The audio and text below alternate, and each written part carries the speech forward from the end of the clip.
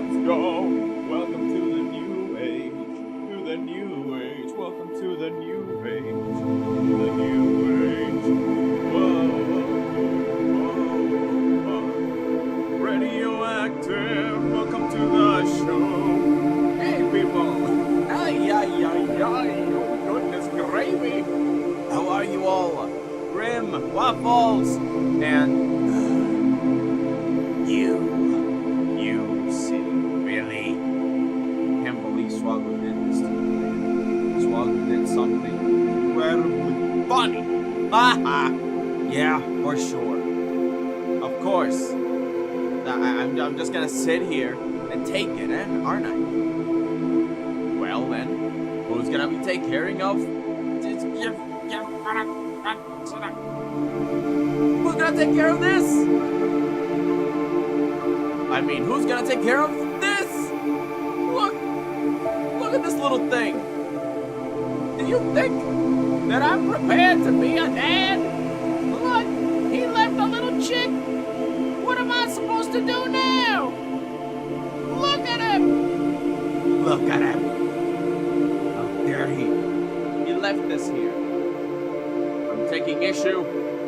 I'm taking issue with tissue. Music's louder than... Okay. Let's lower the down. In any case, I'm gonna change the music right now. Cute little guy. Well, yeah, of course he's a little cute little guy, but what am I supposed to do with him now? I can't take him to school. I can't feed him worms. I don't got no worms. I'm a fruit bat.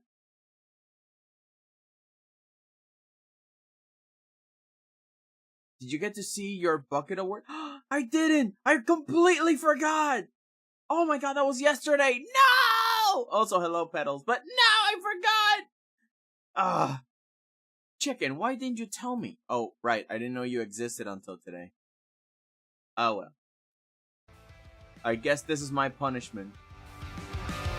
My punishment is Swaggle having left this little chick here. And I can't do anything about it now. Oh yeah, the little chick too. Ah, oh, Graham, hush. Just stop. It's in your community tab now? Ooh. I'll still be here when you're gone. You gather souvenirs. I'm in your Discord. It's a weed. Right there? Better? Yeah, it's good. I think I am.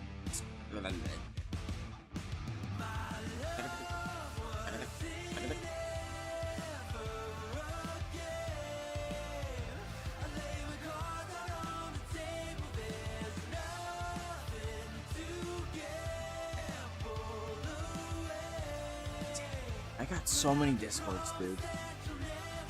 I'm okay with where it is, but maybe say a little more. Okay. How is that? Is that good?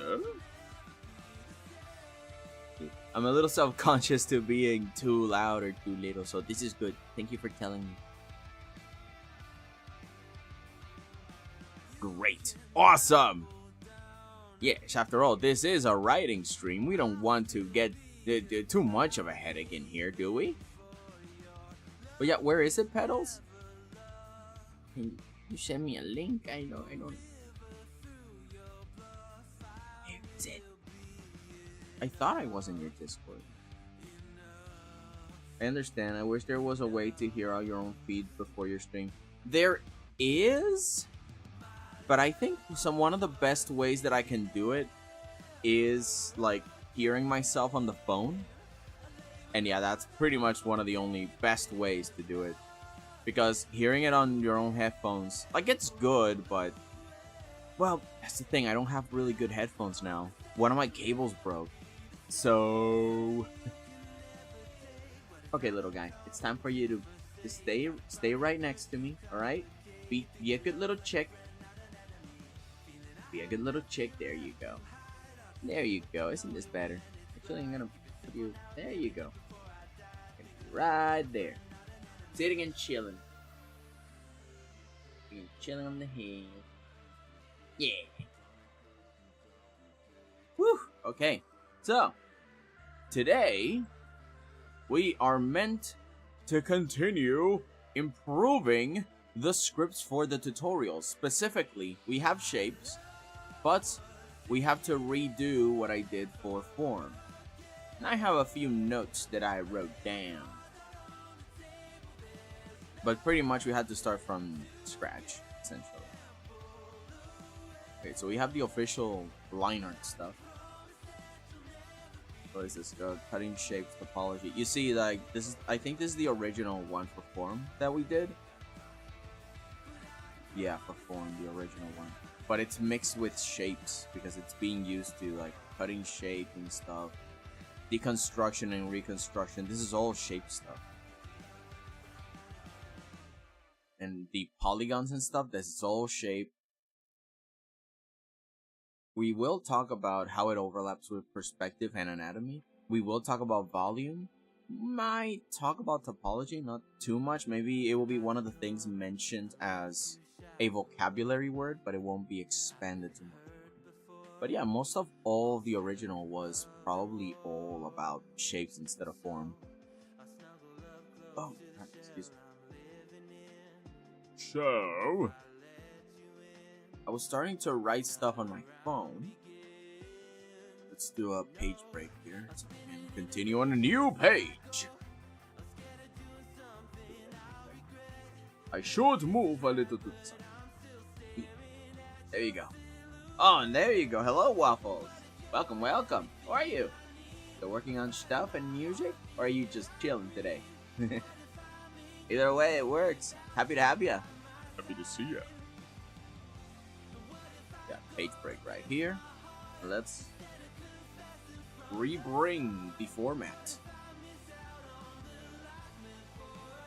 But instead of shapes, it's form. This one for real this time.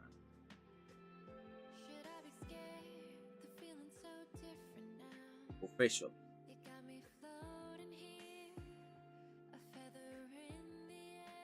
Now we surround this and we put it down here. We got a little bolt on. Oh, that's way too big.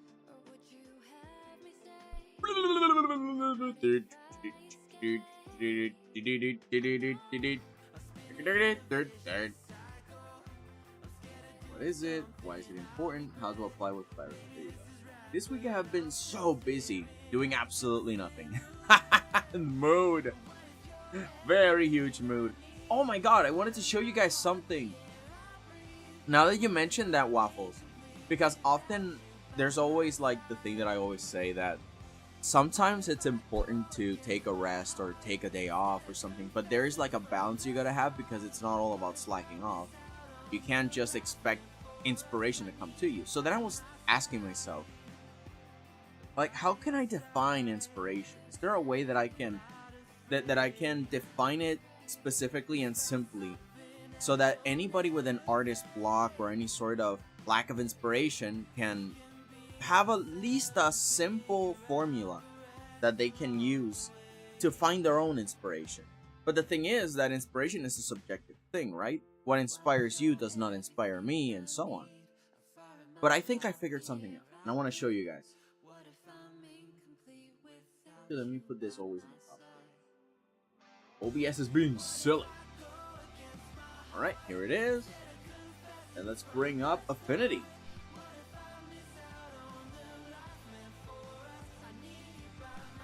There it is. Oh, and by the way, Affinity is now free.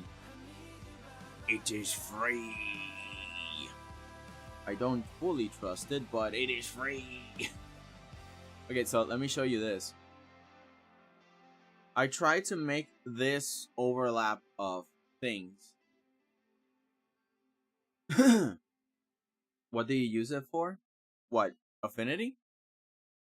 Why not trust? Oh, I don't know. It's because it was bought by Canva, and Canva likes AI.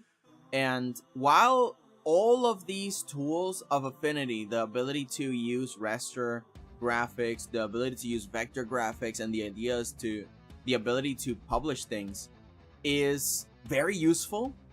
It was all bought by Canva, so it created a single program, right? And now Affinity is a single program. All 3 programs are now one, and they are free, which is good. It's extremely good. The problem is that the paid version, which is a subscription model, has AI stuff, which, I mean, it's not bad in the way that all the tools that you use personally with your own 2 hands is free apparently forever, which is good. And I'm like, whoa, it's free forever? And it's only the physical tools, but the only things that are subscription model based are AI stuff that no one wants to use? I call this a win. But at the same time, I don't trust it, because it's like, then when you see nobody using your AI tools, what are you gonna do? Are you just gonna take Affinity away forever? Because Affinity is the only line of defense against Adobe.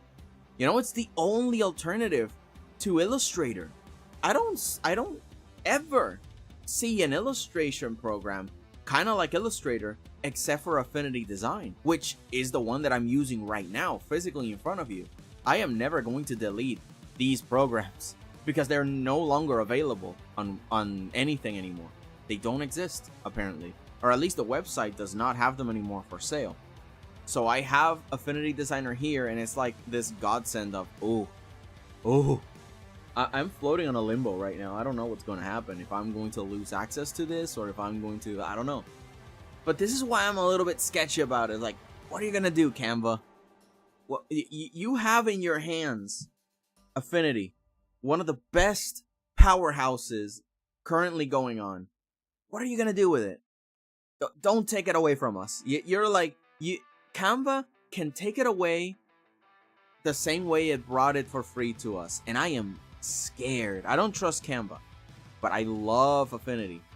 So I recommend you guys use Affinity. Just don't pay for it, because the only thing you will get in return is AI tools. And sure, there are a few AI tools that are kind of like, okay, I can see it being a useful tool.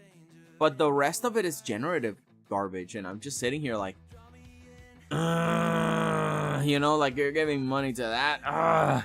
Again, no judgment if you do. I don't really care what you do. I'm not like an elitist that will chase you with a pitchfork. I don't care what you do, but understand that there are consequences to AI, whether it be environmental or personal, because it makes you dumb.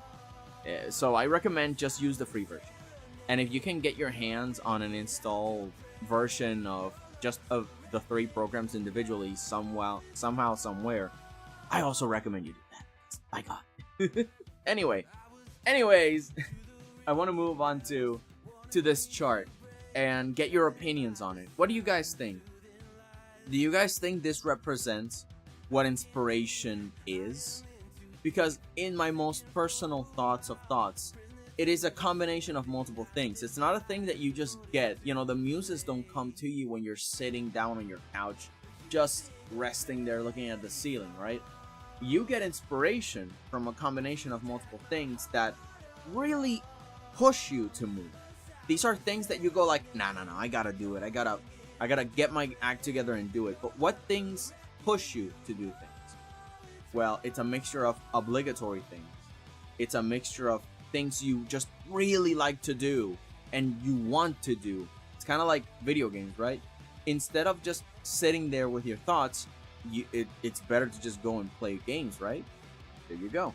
Or maybe you're just really hungry and you just really gotta go to the kitchen to get something. You know, there is an important, urgent thing you need to do, and then there's the incentive of fun and playing games, right?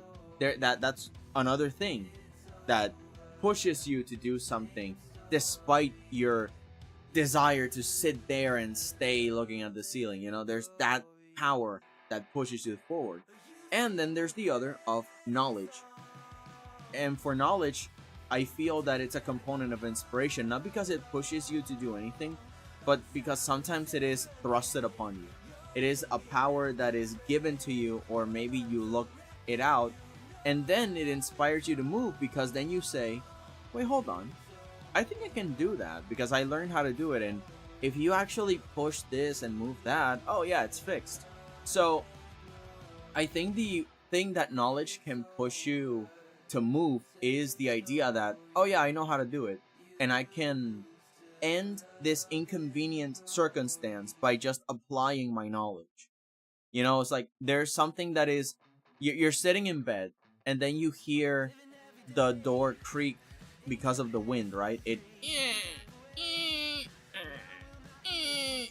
And you're like, oh my god, it's annoying. So you have two options. You understand that WD-40 is like an oil that you can put on the joint so it doesn't sound anymore. There you go. Your knowledge will help you fix a problem, and there you go. You can just lay and rot in bed again peacefully without the creaking of the door. Or the other solution, close the door.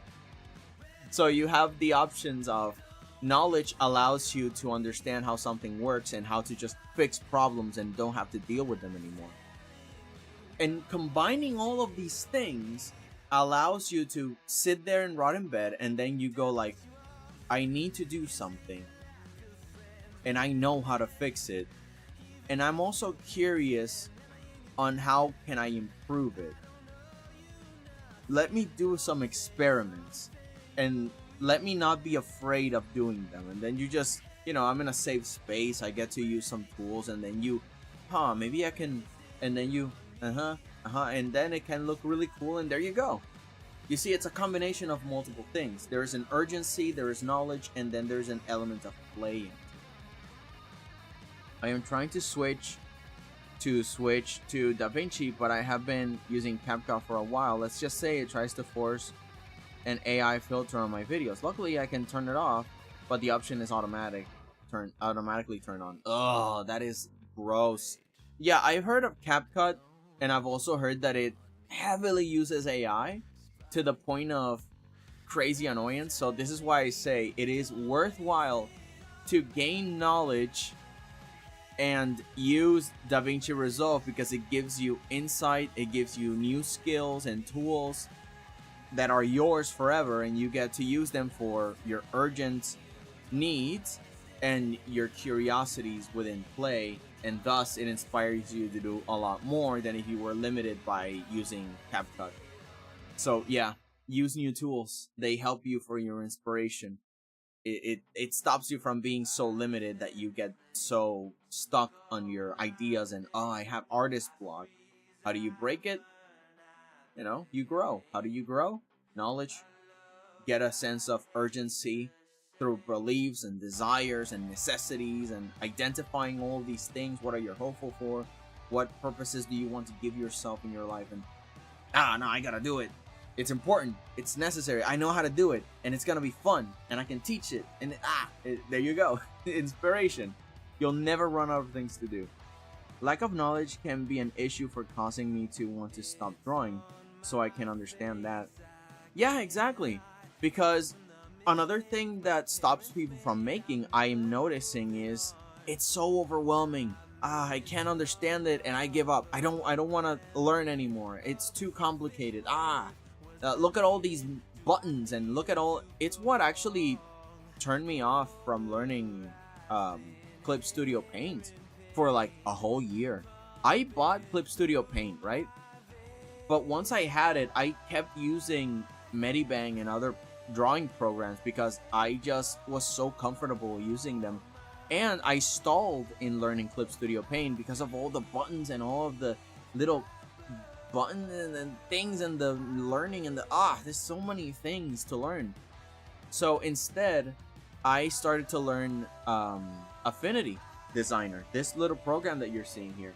I am far more proficient in this program than Clip Studio because it looks so simple, right? You got all these big, colorful buttons that do specific things. You can just look up a tutorial, and all of the hidden things are kind of subtle and they don't get in the way of anything else. So it felt more chill, and that way I learned graphic design, which is something that is completely different from what you can do in Clip Studio. I mean, you can, but it's not the same, at least not with the perfect measurements and stuff that Affinity Design allows you to do. Like, Affinity Design is really good at this very programmed idea of like Tetris style of design. It's really good. It's not intuitive, But when you get the hang of it, my God, you just get the hang of it. And it allows you to do a lot more than anything else. Or at least good structures. And again, now it's free. You can try it for yourself. But the idea that once you have knowledge of multiple programs, not just Affinity, not just Clip Studio, not just CapCut, not just DaVinci Resolve, but so many other things together, it's when you can actually start to combine them. When I was learning how to use Affinity and Blender, because I was using them both at the same time, I was studying Blender alone for like 3 months. Affinity Designer also learning it alone for 3 months. And then I combine the knowledge and I say, how do they relate to each other? How can I make Affinity and Blender play nice together? And that's when I made one of my tutorial videos, actually. The one that allows me to make a mesh through a PNG. I don't have to cut around the shape to make perfectly. No, I can just make the shape and make a mesh through the PNG, and from that moment on, I can model. I can model objects immediately through the drawing that I made. It's awesome. Sorry. And yeah, that's pretty much a good example of how knowledge, exact knowledge and skills, and that investment in your own development can help you be inspired.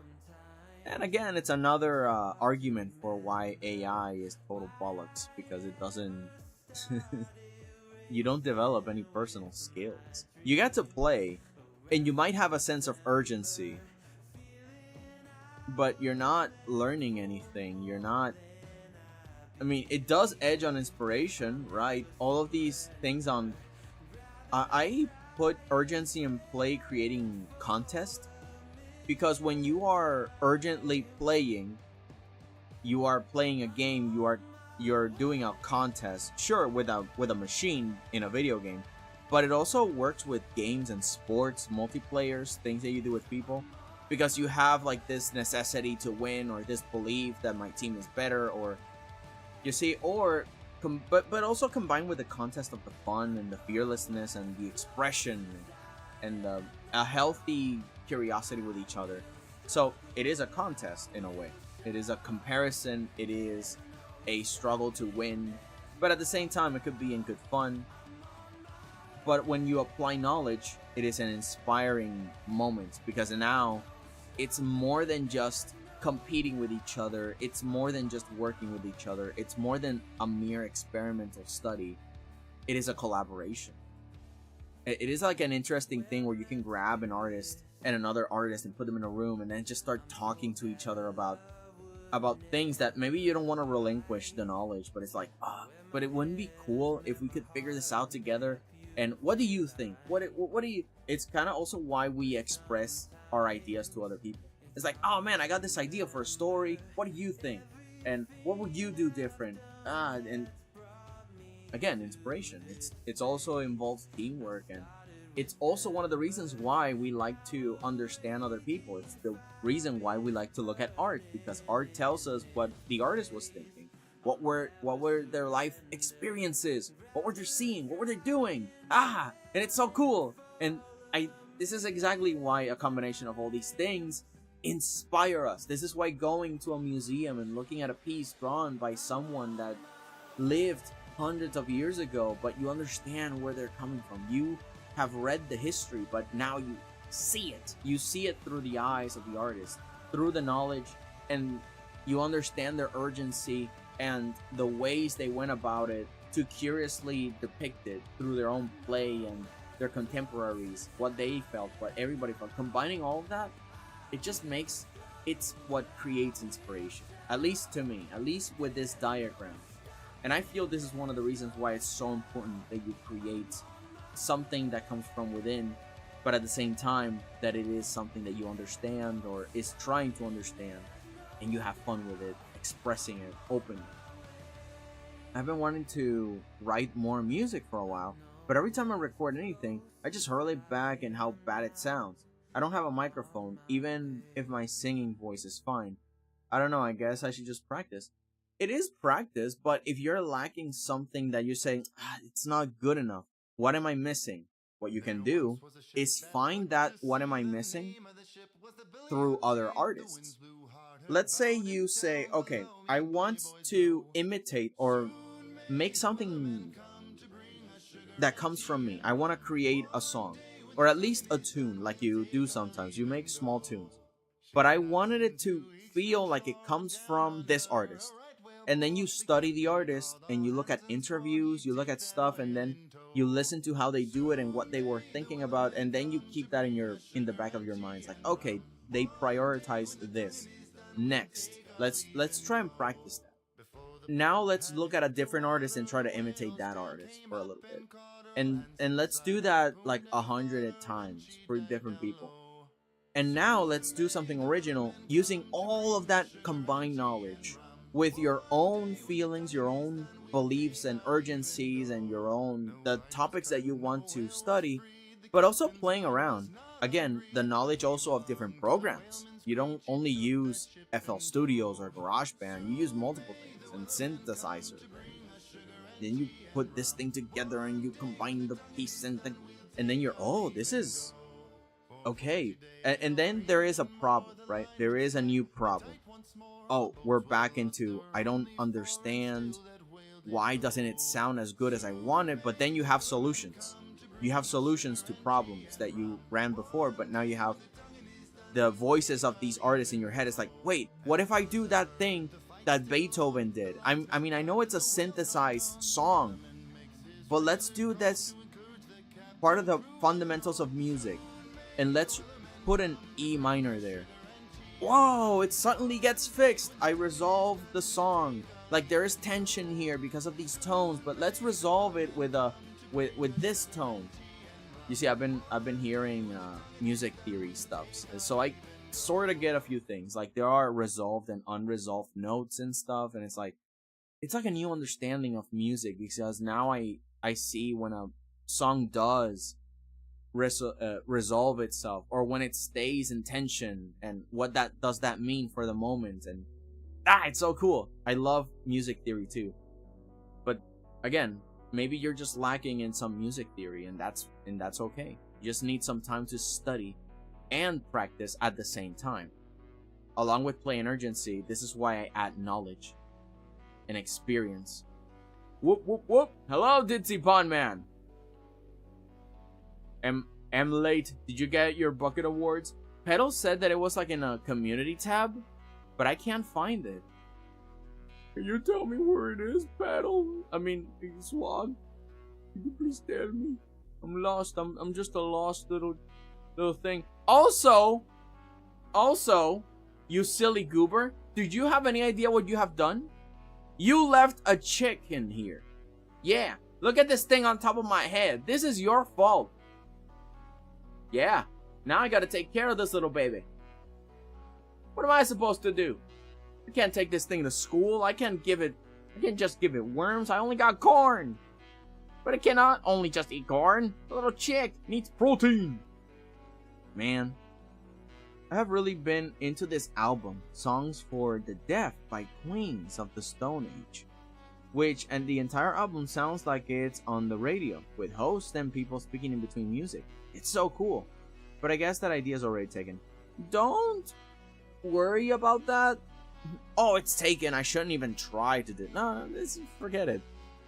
Because at the end of the day,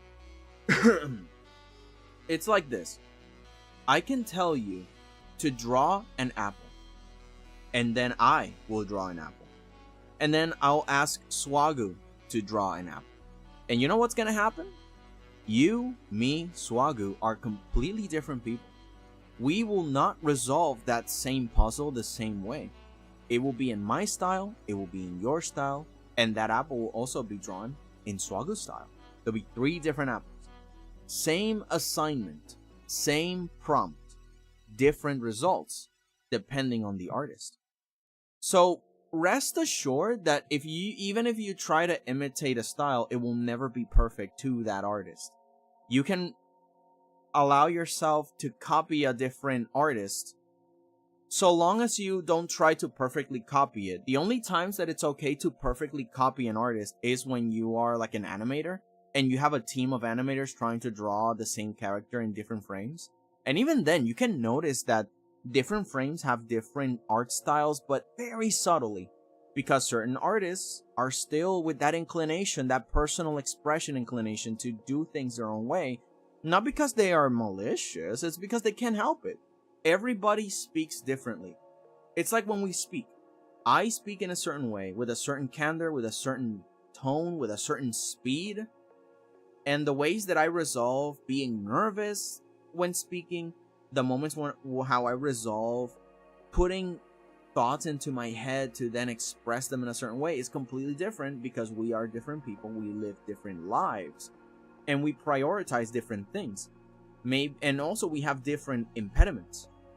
Maybe I don't get nervous when speaking, but I get nervous when trying to answer a question on the fly. You ask me a question that is very invasive, private, and scary to answer, and then I'm like, you see? But maybe you are really good at dodging questions or being able to answer quickly. It's also why I don't find it easy to make really good jokes on the fly, because I don't have that, I can solve a joke and have like a bunch of, punchlines just ready to go, ready to shoot, because my mindset is completely different from yours. But other people can just diss each other, you know? They can just joke with each other and like instantly give punchlines to each other, and they can roast each other and stuff. I cannot do roasts. I don't know how to do them, and I'm scared to say the wrong thing. Like going too hard or too soft or lame, or I don't know. Dude, you're talking about this at the top of your community tab on your... on my channel. Oh! Wait. Oh, on YouTube. I'm stupid. I'm stupid. Wait, what? This isn't the right music. This is not the right music. Mr. Bill, who is this? Stream beats, dude. Here's the playlist. Why did it move to a different thing? Loop playlist. There you go. And shuffle. There you go. That was the thing. Man, God, man. I hope it doesn't copyright me with anything else. God, that is so embarrassing. My bad. Let's see. Twice if you think like that would not exist. Twice if you think like that remixes when I... Yeah, exactly. That's the other thing. So 𝐲𝐲𝐢 is extremely correct on that. That's why remixes exist. And also, have you seen those things where they grab a tune and then they make an original song from it, or at least a tune? Like, have you heard of the thing about the power-up star in Mario? That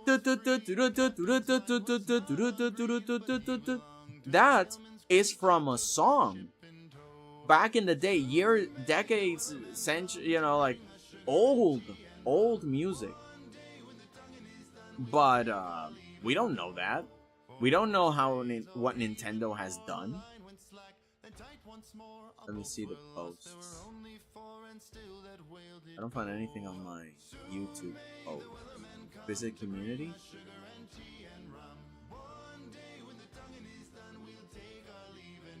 Yo, I didn't know that I had a community post. What the heck? Oh, that is so cool. Deuce knows that Winnipeg is the capital of Manitoba. World-class citizen. What? Yay! Oh, I have to respond to this with good forethought later, because you see, it's the same thing I told you. I cannot make stuff up on the fly. Not always. Not for this. Oh, I'm so honored. Look at that. Ah! Deuces knows that Winnipeg is the capital of Manitoba. Yay! There you go. Now I understand. Thank you, 𝐲𝐿𝐲. I did not know. So, oh my god, you guys can actually do this now. You guys can send me things through the YouTube community tab. Because, sure, some of you cannot come to the Discord server. But, you can be part of the community tab. Oh, okay, let me show you guys. Let me... browser. There we go. So check this out. Okay, so we're in my thing, right? In my channel. Visit community. You guys can go here and then leave me a message with stuffs. And Petals let me something. Oh wow, 3 months ago? Uh-oh. Oops. I did not know that I had this 3 months ago. What the heck? Oh no. Oh man, I gotta check this out. Thank you, YouTube. Oh, I'm excited. But yeah, y'all can do that now. Ooh, fun. Alright, back. Oh, sort by new. Oh.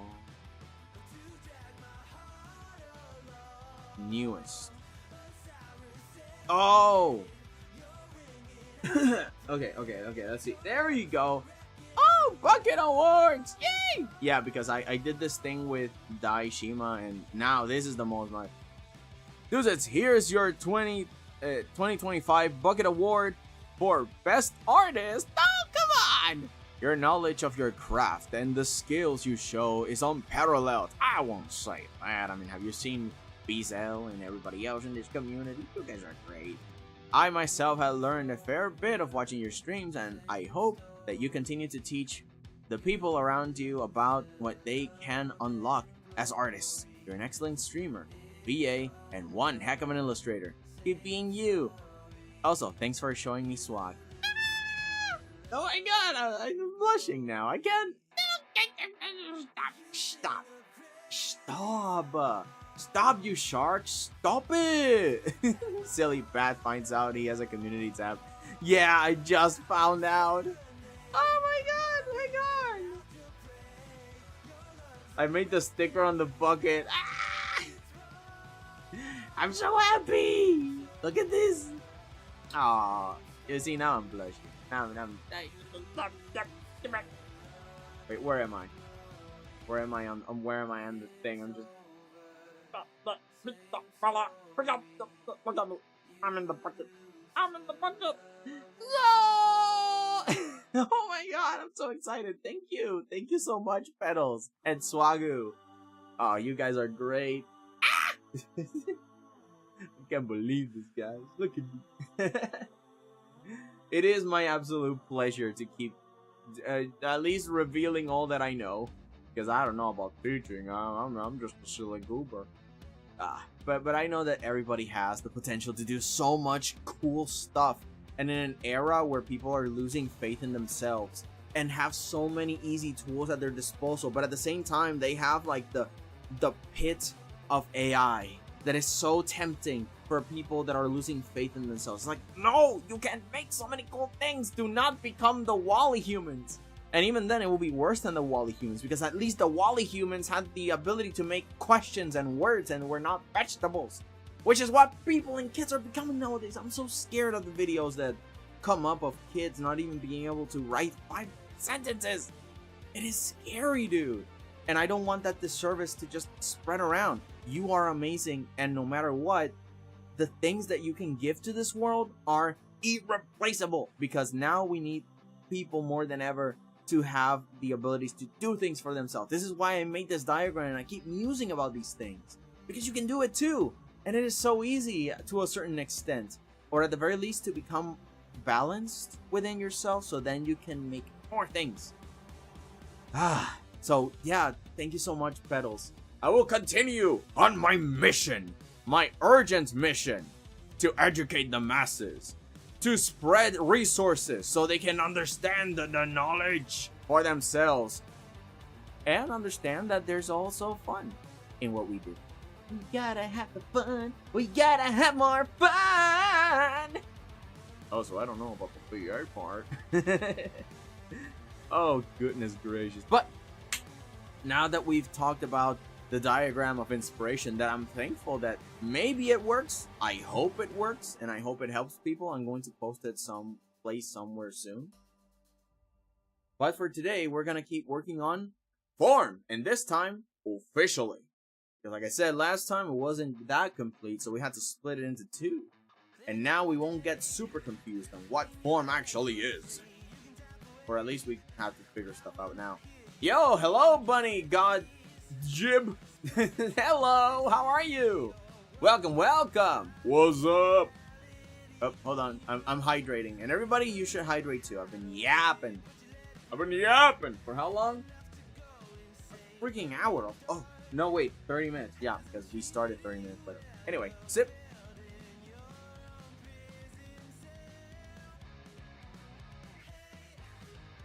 Oh boy. All right, form. Let's figure this out. So, me no need water. Are you not a creature? Oh, by the way, I've obtained another clown VTuber. And she is very cool. Yo, really? Awesome. What does she do? Is she another one that just plays and stuff? Oh, I found a clown VTuber that is a comedian. Mostly because I've seen like reactions to that one ventriloquist. I forgot his name, Jeff Dunham, and also like Fluffy, you know, Gabriel Iglesias and stuff. And because she's a stand-up comedian, I've seen her react to them, and yeah, clown VTuber, pretty cool. Sometimes she PNG tubes like me, which is fun.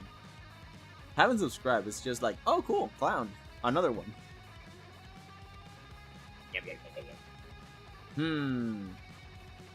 I good. I need water. Yes, we all need the water. Oh my god, I'm so sorry. The chat's not active on the. There. Oh, there you go. Now you guys can see this. I'm so dumb. Anyways, so I started to write on my phone before the stream a few things on how to define form.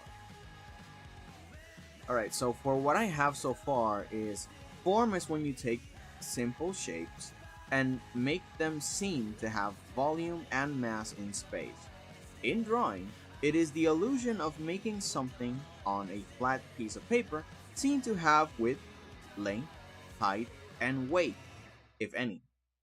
Form also defines the surface of objects, or topography, which I don't think I should expand too much upon, because topography is that thing that I would push into shading, specifically because once you define the valley and the curves on the form, which I think it's more on forms territory, right? Like the bending of the shape of the actual form of it.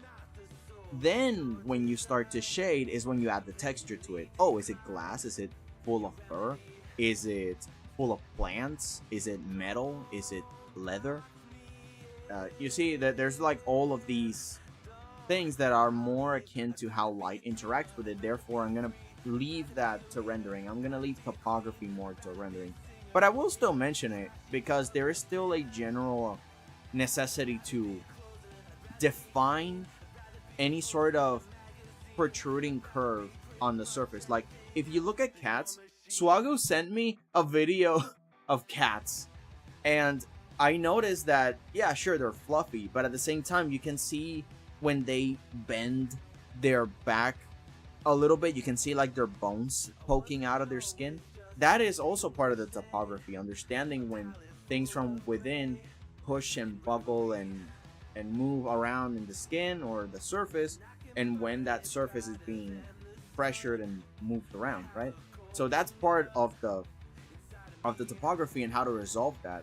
Sometimes people will make like a line to say, oh, there's a curve here that is pushing around, but in paintings you don't have lines because it's imitating real life, right? And if you like look at your knuckles, there is no line art to define where your knuckles are. It's kind of like a mixture of shapes defined by shading, right? So in that sense, we can define that topography lightly in this. And then the section of why is it important? I didn't have time to write much, but I wrote down keeps things on model, you know, a bunch of bullet points so then I can explain them later. Keeps things on model, which means proportions. I'm gonna write in here proportions. And anatomy is mentioned but not quite completely explained, because anatomy is a completely different topic entirely, and not all that necessary to be extremely knowledgeable about to be able to be good at drawing. It is good to have it. It is good to have anatomical knowledge, but it is not a necessity. There's plenty of people that are great artists that know jack about anatomy, and that's fine, because what matters is the conveyance of the meaning or the feeling or the illusion of something that you're trying to project. Cartoons don't need to be anatomically correct, they just need to have the right proportions.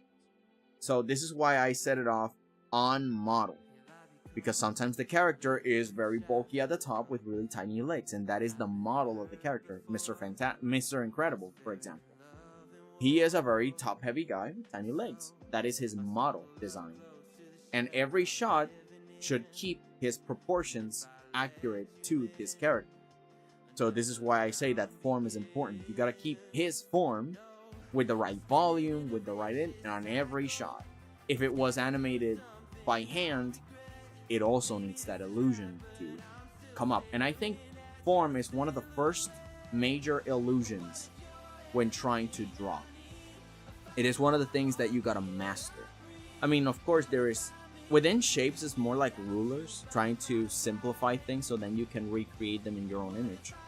But this is the first time that we're actually tackling the ability to create an illusion. The illusion of that this thing exists in a flat plane and it is 3D. It's thick, it moves around and it leaves an impact on the ground, but there is no ground, there is no impact. It's a flat sheet of paper. Again, an illusion. There are like these stickers that look like potholes, 3D potholes, and people use them to slow down cars. I mean, of course, once you know they are stickers, you just pass them by, but do you really want to take that chance? It's a really clever solution. I like it.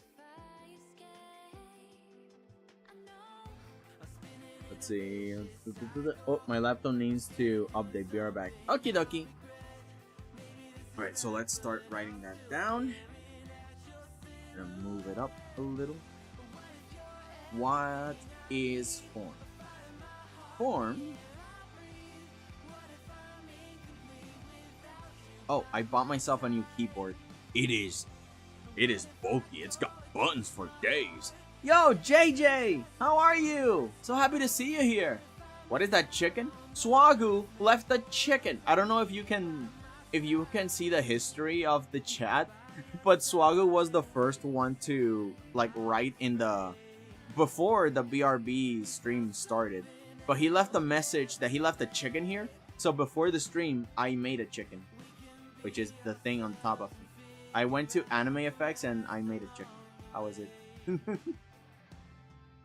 Do you like the chicken I just made? It's cute. Oh goodness gravy, man. But yeah, man, you missed so much. I'm so happy that you're here though. Yeah, we're just ran. It's like I like Zechi. Yeah. See you do. Yeah. I just try to make cute loop. I try to figure out how to make it with like a green. I had the physics text tomorrow. Oh, ooh. Okay, so you know, I feel kind of cheated by physics. At least the class. I feel cheated by physics class because I love physics. I love space. I love theoretical astronomy. I love the theories of quantum reality and all that amazing things, quantum mechanics. I love it all. I'm so enamored to understand what reality is made out of and everything. But when I took physics class in high school, it was just a bunch of math. Like, I feel so cheated. Why so much math? I want to learn about the planets. I want to learn about the theories of Einstein. I want to, you know what I mean? I just want to learn conceptual things, not like, I just don't want to do formulas. So many numbers and letters and what do you mean? But although it is important to know some formulas, but you don't need to learn the formulas of light. I don't understand anything. I know, right? Oh, it's so crazy. You know, I almost failed high school. You're learning energy. Oh, Fama, Newton. And the problem is, we have a Russian teacher. Oh, JJ, I'm so sorry. but does the teacher have like a strong accent? Or do you mean Russian because they are very strict and he doesn't understand the questions we ask because, oh no, there's a language barrier?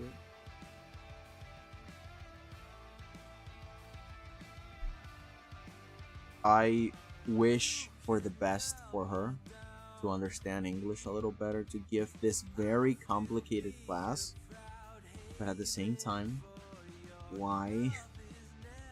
Oh my god, it's different English. Yeah, like, it's one of those things that you have to kind of hone in, right? I know English, right? You guys hear me speak English. But every time that an actual legit blood American talks to me, they speak it with their own slang, right? Their own rhythm. And I can't follow it sometimes, and I need to kind of adjust it because I'm more used to the English from here, from the island. And it's this English that I'm speaking with. I mean, hopefully it doesn't convey that I have like an accent. I mean, it doesn't matter if I do have an accent. Raz told me that I do have an accent, which is interesting. It's fascinating. I am excited to know that I do have an accent. Because some people say, oh no, you speak perfect English. But I'm like, oh, okay, I just wish I had a little bit of an accent. But apparently I do. And to me, that's exciting. Because I don't know what it is.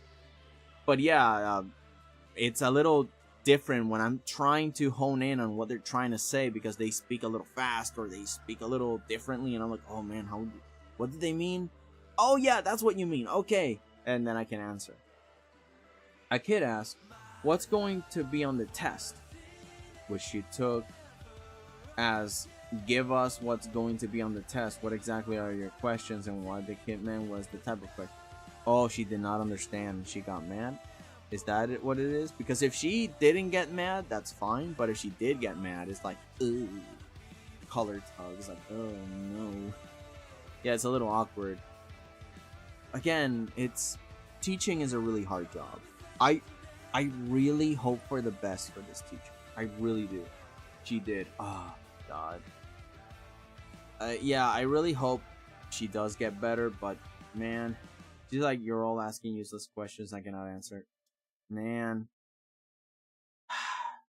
Again, I want to give the benefit of the doubt. I don't want to label somebody as, oh, man, you're a terrible teacher. It's like,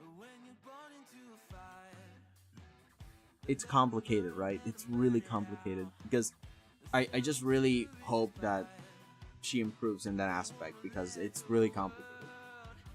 Yeah, no, it's not what we mean. It's JJ, I really wish you well on that test. Is it like mostly math? Well, you mentioned energy. So there is the laws of thermodynamics. There's the laws of Newton's laws of gravity. There is which is Fermat and the conservation of energy and all that stuff. But then there's also, like you mentioned, thermodynamics, which is the energy cannot be created nor destroyed and all that fun stuff. Well, I think they're one and the same, right? I forgot about the specific, but it's still fascinating if explained correctly. She once get threatened by a thug. By the way, here thugs are Mexican, not like orange. I'm sorry. No. Well, you're just explaining the facts, right? You're not like assigning something out of assumption. You're not just saying things because you assume they are correct. You're just speaking of the facts. So don't worry. I understand what you don't have to over-explain. Don't worry. Just don't know how to explain in English. Energy, those arrows. And those arrows. Don't remind me, Newton. Oh, hold on. Oh, we got another bot that we get to block. Oh, like, how exciting. Alright, let's see. First, the incredible timeout, and then the ban and the report. Scam bots. I like this part. Some people might find it annoying that they have to do this all the time, and maybe they don't, but I find it fun. Irrelevant. Chat offering things with link. Obvious bot.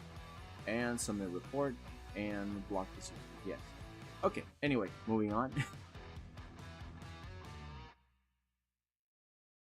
But wait, what are we doing? Oh.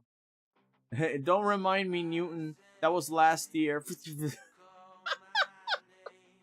I got Newton explained when I was watching YouTube, right? There's this physicist called 𝐲𝐸𝐿𝐽𝐿. Michio Kaku, sorry. And he explained it in a way that I never thought about it before. Because he asked a very interesting question. You know, the whole thing about the apple and whatever, and that's how he apparently invented gravity. That's not the full story. The apple fell, but air carried the apple further, so it took longer for the apple to just fall straight down. And he saw this, and he said, if the apple falls, does the moon also fall? And that's an interesting question. Why doesn't the moon fall on the Earth? It's just up there, right? It's just hanging out. How does the moon not fall? And then he started to plan his theories of gravity. And one of the things he figured out is that the moon is moving so fast that it doesn't fall on the Earth. But it does not go fast enough that it just get launched away from the Earth. Which you can do. If you are in orbit in space, on a stable orbit, you are moving fast enough that you don't fall, but not fast and let me rephrase that. On a stable orbit, you're not moving slow enough to fall on the Earth, but you're not moving fast enough to get launched away. But if you add more speed to your orbit, you can get just projectile launched away from Earth without having to use extra fuel, because the gravity of the planet will just launch you. And that's just what they do to conserve energy in space. Again, there is so many... Do I understand how it's done? No. do not ask me the mathematics. Do I like the factual knowledge about it?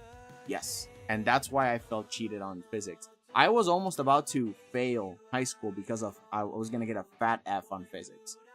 But then I took a summer school tutorial on physics with a college student, and I proved that it was the teacher not teaching me the class properly, and I had so much fun because I figured it out. The college student that came to teach us taught us so well. It was so much fun. I loved it. And I got, guess what? 100% A. Hey, it's always the teacher, dude. Yeah. I got 100%. And it was actually fun because when you understand that math, it's a puzzle game. I mean, if you like puzzle games, then fine. In my case, I like to solve puzzles. It is a fun thing for me. So in my case, it was fun to solve those things. But I first had to understand them. The only way I could was to have an actual young teacher to teach me things properly. Oh, I have a question. This is it. Oh, okay, this is how you solve. There you go. Thank you. It's always the teacher. Anyway, sorry for the tangent. I just got really excited. I love physics. Anyway. Bleh. Okay, so what we're doing today, that for you, JJ, is that last time we were doing the tutorial script for shapes. Before that, we did the ones for lines. But in between lines and shape, I did forms. But form was kind of mixed with shape. I thought they were one and the same, right? Because I felt, because form and shape are kind of similar. You measure with them and then you give them volume and stuff. But then Lum gave me the suggestion that no, there should be a part 2 because it's too much. And then I figured, I think Lum is right, because there's something conflicting with form that is not letting me talk about it in earnest. And then I realized, oh, shape is actually something that could be separate from form. So I separated it, and that's why we made shapes last time. I made a script for shapes. I gotta still cut it off, so then it's perfectly 3 minutes long when I recite it. But along with the illustrations, I found mental ways that I can just cut the explanations and do it a little bit more streamlined. But that's more in later post-production. Now, I'm focusing more on form. What is it? Why is it important to learn it? And how can we apply it with clarity? One of the great fundamentals of art. I don't love physics, but 'tis the easiest science subject for me, so I have to take this. Yeah. Again, the only thing that I like about physics is understanding where you are standing. I don't understand why people don't care that fact that they are floating in a piece of rock that is spherical, moving at a bunch of miles per hour around a ball of fire in a giant galaxy that has millions of stars, in a cluster of galaxies, in a local group of galaxies, in a cluster of galaxies, in a bigger cluster of galaxies, in a universe full of superclusters that is constantly expanding beyond what we can see, and all the weird facts about reality itself. And it's like people are just so okay by just, sky is blue anyway. I like the Kardashians. It's like, well, how are people not curious? But again, don't talk to me about the math. I don't know anything about the math. I am stupid. But I just like to learn, you know? I just like to see what everything is made out of. And this is the only thing that I like about physics. The maths...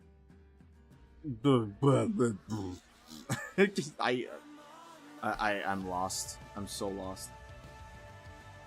I still don't know who's the Kardashians, by the way. Yeah, it's not worth your time. Don't worry about it. I'm just doing it for the laughs of it.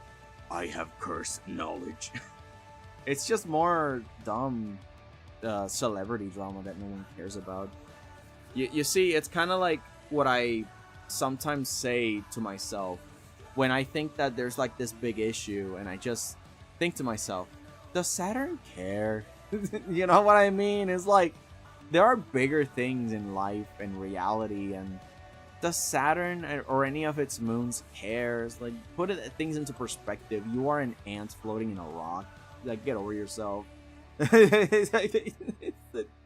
Like, at least it inspires me to go about my day into like, yeah, I can not think about these small inconveniences on the daily and focus on the big picture.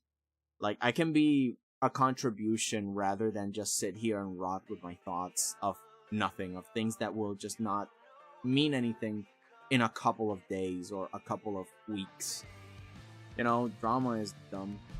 By the way, dudes, today I was about to message you to ask you if you're okay, to see if you're okay, because I haven't lived more, because you haven't lived more for more than, life more than a week. But then I said, wait, let's check his announcement, and I say he's living today. Oh yeah! The thing is that after a certain point, I was kind of running out of ideas on what to stream, because it's kind of what I was talking about before. Let me just bring it up again real quick.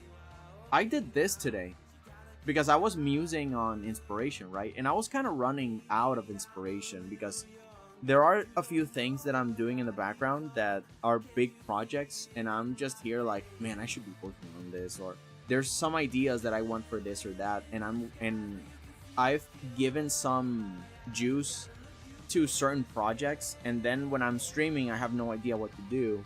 So, and at the same time, I was tired on those previous 2 streams, and I'm like, you know what? I need some time off. I need some time to relax. You know, this is what I always say, right? I need some rest and I need to bring back that inspiration that is built out of duty, that is built out of stuff that I know and I'm thinking about all the time, and I need to make it fun again. I need to regain that. So I need to rest. I need to relax a little bit, not to feel so pressured to stream, because I stream to try and inspire people and show what happens behind the scenes, you know? It's not just some mindless recording. I want each stream to be meaningful, to be useful. So if there's nothing that I have to say and it's more out of obligation, I go like, you know what? I'm gonna take the day off. Or maybe I have a lot of more projects like I did last Monday. Last Monday, I had to do laundry, I had to cook, and there was like a lot of laundry I had to do. So imagine me having to get off from the stream, go to the backyard and check on the clothes and then go and hang in. And it's too much. I'd rather do one thing at a time and maybe give myself some time to, you know, just watch some dumb YouTube videos, sketch, or work on a different project. In fact, I want to show you guys something. I, in a way, collaborated by accident with 𝐷𝐷𝐸. If you guys don't know who that is, he is a VTuber that is very much a cook. He cooks. Let me, YouTube. Discord capture. The Discord capture. Here it is. Discord window capture. The stickers? Yeah. Yeah, exactly. So I, in a way, because he is moving to Japan, and he is going to school to Japan, and he made a stream where he would call different people, and we could pop in and say hi, how are you? Hey man, you're cool. But I did not have time. It was on Sunday, and I always have something to do on Sunday, and I wasn't gonna be able to be there. But I still want to wish him well because he's moving to this new adventure, right? His new life in Japan. And he told me about it on DMs. So I'm here like, what am I going to do? How am I going to cheer him up? And now like, I can't say hi, but let me give him something. So I spent like 3 days to make these stickers. They're just very crappy stickers, but at the same time, they didn't turn out that bad because I already have a streamlined approach to making these cutesy illustrations. And so I did them, and by then I was kind of running low on fumes and ideas. I recommend you guys check it out. It's either both on the server, on my Discord server, or on the community tab, which you guys can check it out now. But yeah, and yeah, it was pretty cool. That's one of the things that I invested energy into, and by the time I was streaming, I was thinking about like 10 things at once, and yeah, I was just kind of like on autopilot and tired, and it's like, nah, I'm just gonna take some time for myself. It's fine. But yeah, it's not like I went on a hiatus. If I go on a hiatus, then it's probably because I'm restructuring heavy. But yeah, that's pretty much what happened. That went to Japan? He is going to Japan. Yeah, he's going to travel there and study there. So in order to say goodbye to him on his hiatus, yeah, I just did a bunch of stickers to hopefully remind him that he is never oolong. They're all T-puns, by the way. It's just a bunch of T-puns. You can try playing Dispatch. No, I don't think I'll play that. It's not my vibe. But I've seen Dispatch, but it's not my thing. Let's see. But yeah, thank you so much for thinking of me. And messaging and wanting to message me to see if I'm okay. That means a lot. Yeah. Why? You guys know that I, even though that my streams and my Discord is 18+, I still don't explore that many adult themes on it, and specifically the schmexual kind, and that kind of has like stuff, and I just don't care to. Nah. Like it's too much on that area. I don't like it. I don't feel comfortable with it. So for the most part, I just stay away from that stuff. It looks like a cool game though. I like because I started to watch a little bit some other people play because I knew I'm never gonna play it. Or at least I was curious about it, like, alright, let's see what it is. And then it came into some stuff and I'm like, nah, it's not for me. It's not. I don't like that. But yeah, it looked like a cool idea. Oh, and Jacksepticeye voiced one of the characters, the punch-up guy. That was really cool when I learned he was the one voicing him. Also, am I wrong or was that Moist Critical voicing the bat? Because there is a bat guy. I don't know if it, because people make memes that it was Moist Critical, but I didn't know it was him. That's pretty cool. Yeah, I like Punch Up. Punch Up is really funny. I like Punch Up. Again, I wish I could play and keep watching it, but it's like personally I don't feel comfortable with most of the stuff going on there. But yeah, that's pretty much it. And I like hero stuff. Like, I'm a super fan of the Batman stuff, the DC comics, the Marvel comics. Oh, I'm so hooked on the videos that are explaining the plot for the Absolute Universes. Oh, bring me more. Bringing Bane fight. It's crazy.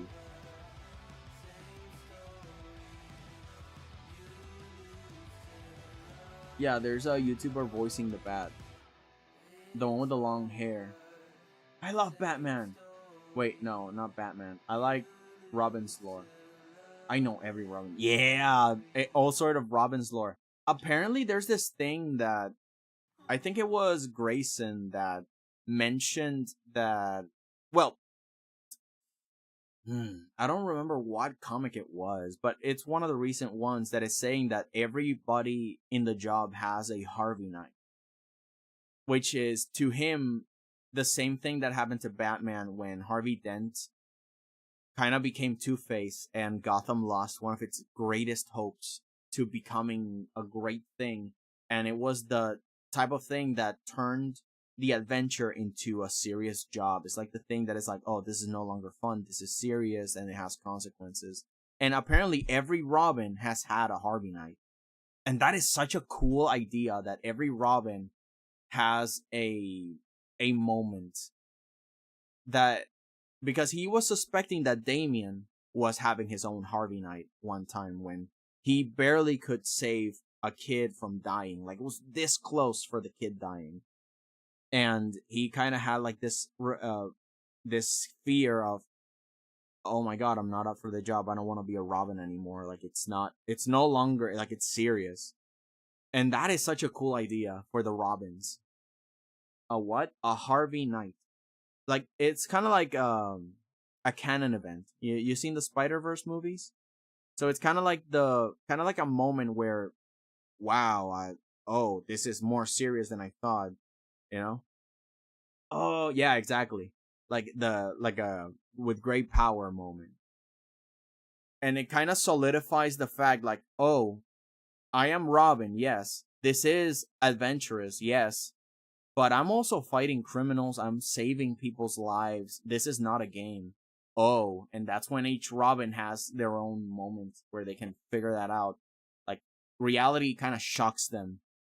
And they go full force into it. It's kind of like what I was talking about. Again, I go back to this. I love this. I was doing this before the stream. Once you have that urgency in your knowledge and what you consider as an adventure, your game, your play, it becomes inspiration to become the kind of person you want to become and the great things you will make. But you also need that sense of urgency. You need a moment that is a canon event that impulses you to, it's like, it's no longer a game, I need to do this.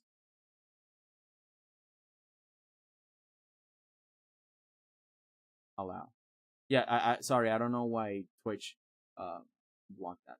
I allowed it. Okay, let's see. Oh, I got sent to mods. Don't worry, I unblocked it. It's automatic stuff. Cause I said Richard's nickname. Oh, great. All right, Dick Grayson. Yeah, because that's his name, Richard. No, yeah. I myself allowed it. I can see when Twitch kind of blocks something.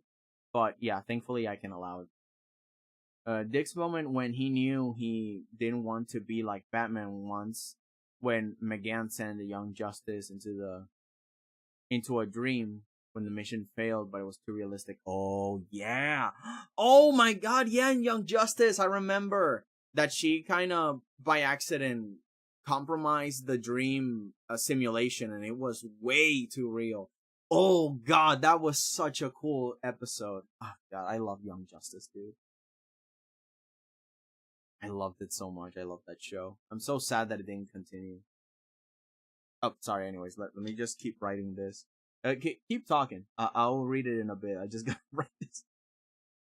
Is when you take simple shapes and make them seem to have volume and mass in space. And this is the thing, now that we're talking about physics also, when you're drawing something physical, you gotta also understand the illusion of physics. You kind of have to imitate it. You gotta, if you punch something and it doesn't indent when you punch it, and you can because, you know, a superhero punches and it makes a hole in the wall, you gotta know physics. Like, concrete would shatter because it's brittle, and physics says that something that is really strong can also be very brittle because it's not flexible. But something flexible will bend, kind of like metal, and it won't shatter. Unlike glass, which is the same thing in the way of concrete, but a little bit more tougher. So there's the difference between hardness and toughness. It's part of physics. It's part of a study in physics. It's so involved. And in art, it is relevant because then it makes things feel a little bit more real. And there was a time where people didn't understand physics very well, and all the superhero movies kind of defied the laws of physics. But as time went on, superheroes are now kind of being abided by the laws of physics, and now Omni-Man can burn the atmosphere by just flying really fast. Now, superheroes can seem that they are flying really fast and be really powerful by flying really quickly and breaking the sound barrier, and that special effect in a movie makes it even more impressive. So understanding physics makes your art a lot better. You don't have to know the specifics, you just gotta know that, oh, this happens when the laws of physics are challenged. And that is part of form in the sense of how they interact with an object that has mass and weight. It's like an animator, when you're trying to animate something and you grab something heavy, you gotta make the character struggle a little bit. But if it's weightless, then, you know, I'm right now tossing something between my hands. That's if you hear something. But, you know, that's pretty much the idea. You need to have that, power to make that illusion happen. It's why I said before that this is one of the first illusions you gotta learn in the realm of art, which is something that I should add at some point here. I haven't finished Young Justice yet, but Netflix is taking it off. No! Why is Netflix taking it off? It's such a legendary series! I don't power most of the time. How about Not My Neighbor, by the way? Have you tried? There's a free one. Oh, okay. I'll give it a look. You guys can suggest stuff. Oh, there is one that I want to play with Raz. That is like the supermarket one that you get stuck in a supermarket and you gotta get out. Wait, no, I'm on my last page on my sketchbook. No, JJ, no. And you cannot use the back of the pages. You know, go backwards. That's what I do sometimes. Oh no, that's terrible. That, or you can make a Zine. I just realized it. No! Oh, that sucks. I hate when that happens. I already used the back of them. Oh, no, you gotta go and buy one. I already used the back of it. No! Or JJ. Jeez, man. Also, why did the browser audio stop? Oy. Let's see. Extreme Beats original. Yes! Continue! My God, I hate when that happens. Don't ask me that, YouTube. Just keep playing. It's awkward that that has no audio. My God, evil. Oh, goodness gravy. I just like this sketchbook. Nah, it's okay. I have more, but yeah, I get it. It's like a precious one. Well, we gotta give it that Viking funeral and put it on the shelf. It is complete. It is now a museum piece for your old products.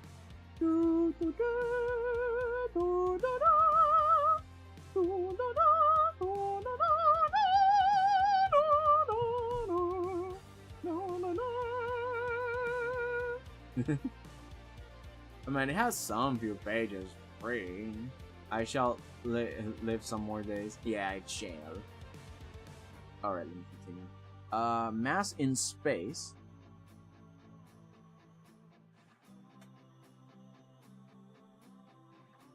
In drawing,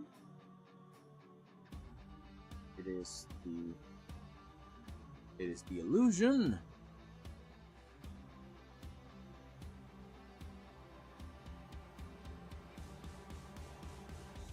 Of making something on a plan.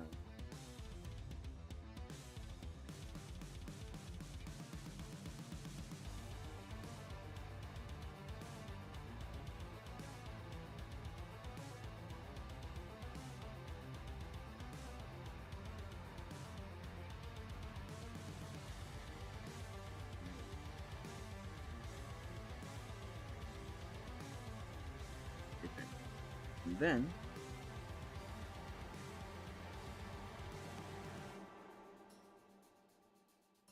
form also defines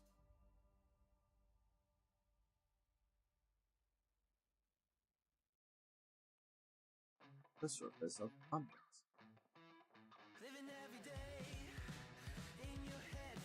Defines simply the surface, because it does the same thing as shapes, but now we're talking in a 3D,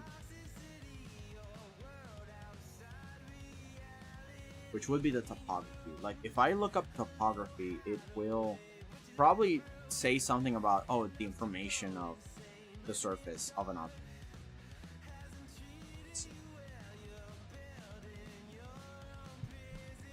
Topography.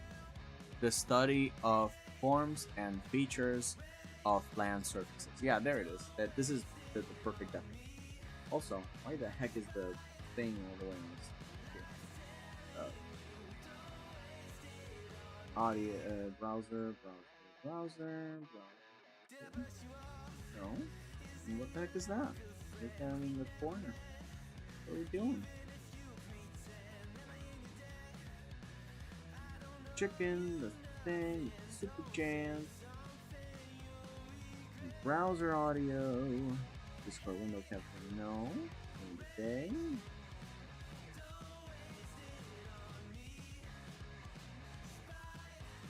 Oh, what the?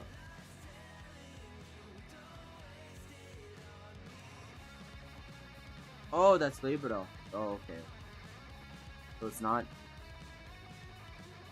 Oh, the browser's not capturing it because I'm not on. Okay, I got it.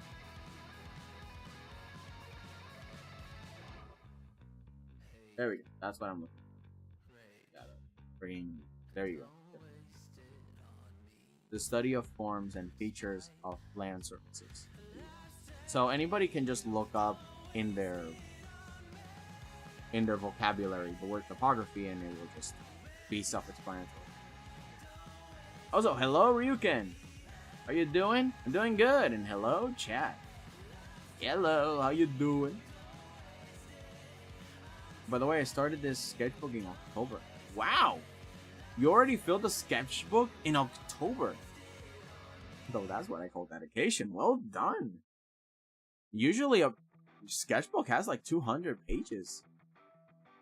Wow, you really are working. Jeez, that's awesome. Alright, let's see. I think this is... I mean, I just scribbled. Yeah, that's fair. Scribbling is still part of the learning process, even though if it's just sometimes you can just shut your brain off and just start doodling. It's all good. I'll count the pages. Doesn't it have like a sticker? I always leave the sticker that at least has the dimensions and how many pages it has, but yeah, usually I take them out. Oh, I also wanted to add the illusion thing. What is it? It is when it's simple shape. I should put the illusion thing first. Oh wait, it's written. It's there. Yeah, there it is. You don't have to physically count them. Alright, let's see.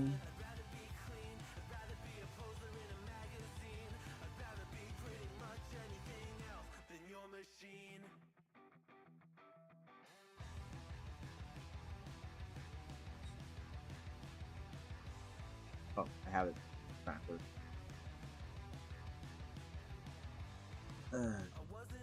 Control B takes away the boldness. Form is the first illusion you learn to create.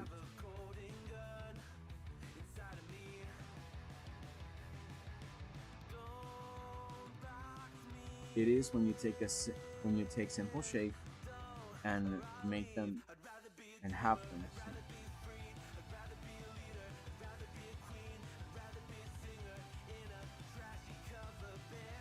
Make them seem to have volume and mass in space.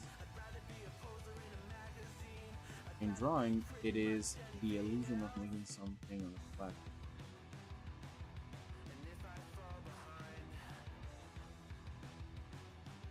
It is the effect of making something on a flat piece of paper seen to have wavelength and weight, if any.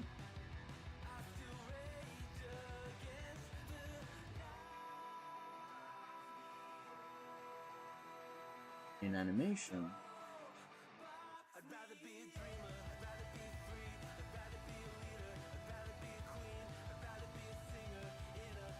what would be added?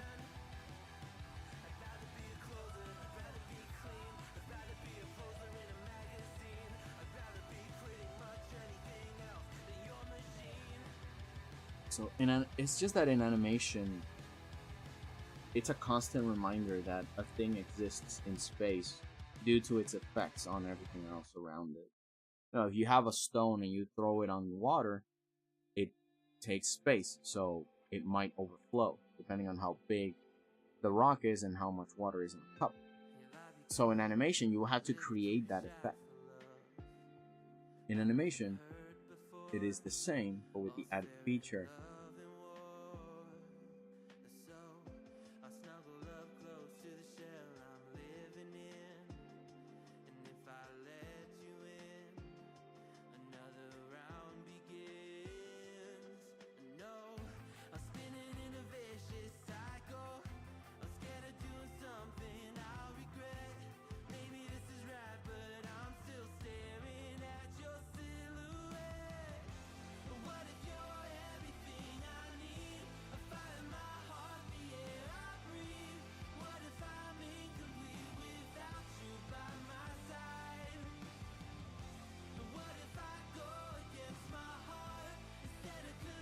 In animation, it is the same, but with the added feature. In animation,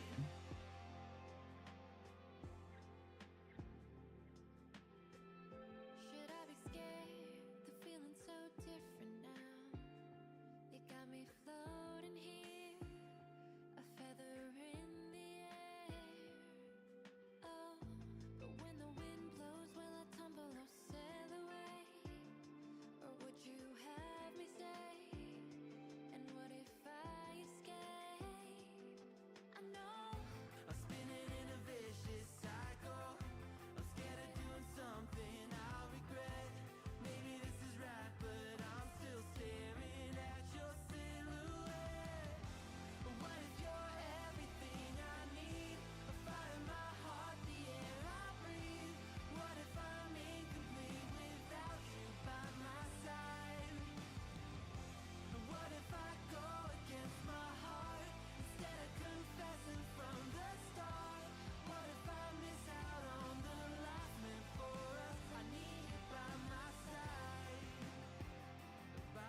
almost defines simply of objects.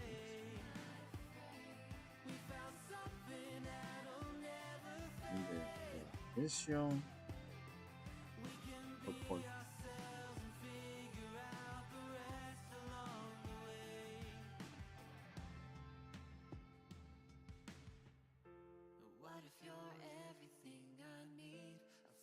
Yeah, because you cannot make a fire hydrant like this chubby thing, and then in another shot of the comic or the movie, it's like this really thin piece of metal. No. Form is like official solid proportions. It is the basis of solid drawing.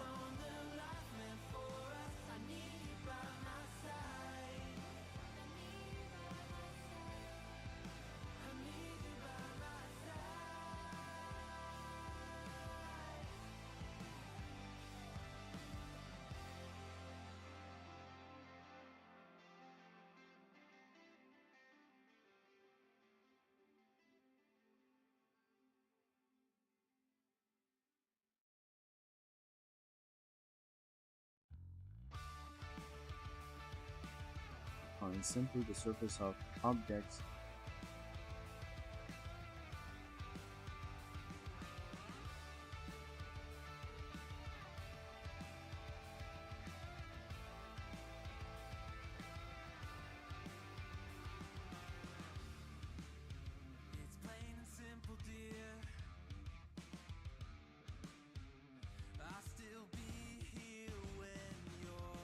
the official proportion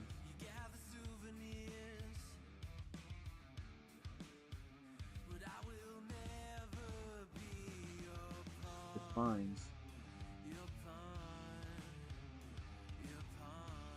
simply the official proportions and surface of objects.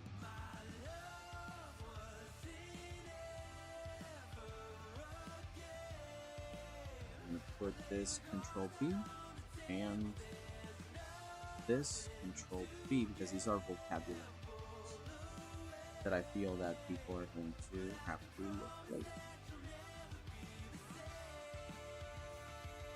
There we go. It's a big sketchbook though, bigger than the most of my sketchbooks. I just drew something I didn't think I was capable of. Really? What is it? It's just 20 pages. Oh, it's a small one. But there's both sides, so technically 40. Yeah, wow. Yeah, that's pretty good. Not a bad sketch at all.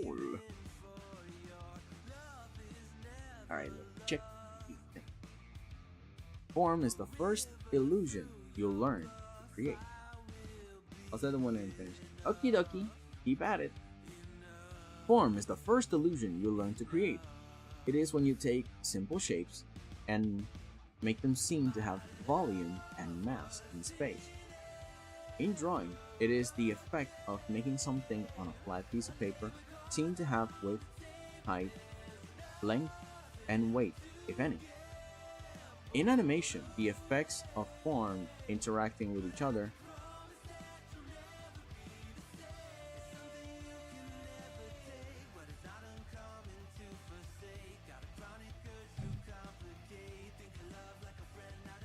are meant to imitate some of the physical law.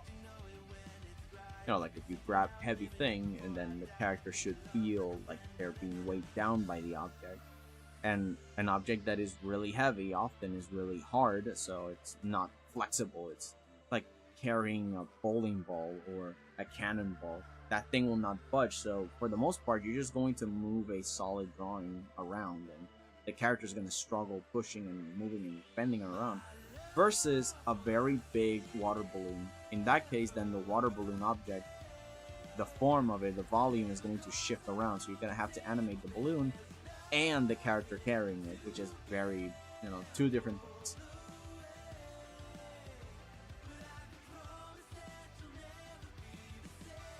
In drawing, it is the effect of in animation, the effects of forms interacting with each other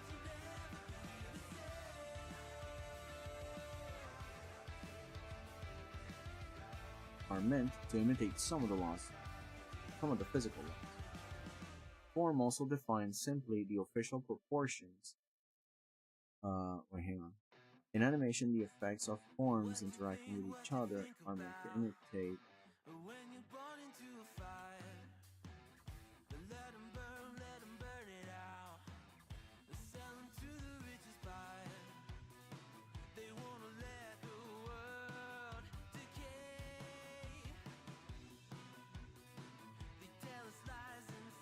In animation, the effects of form interacting with each other are meant to imitate more in detail some of the physical.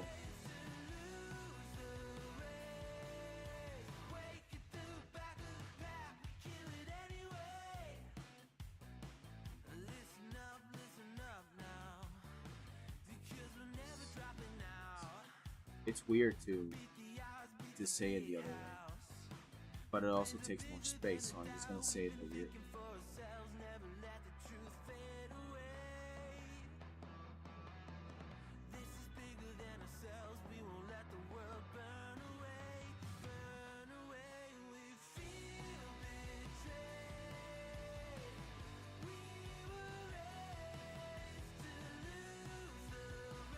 In animation, the effects of forms interacting with each other imitate more in detail some of the physical effects. Yeah, that. What the?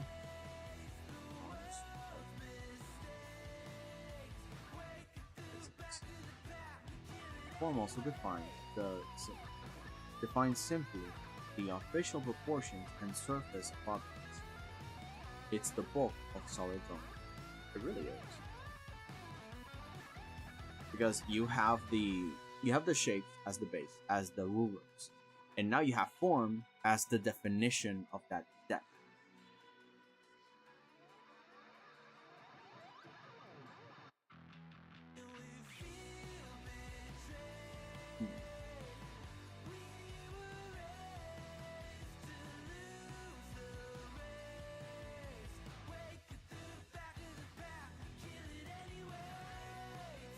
I think I can resume all of this. I already mentioned.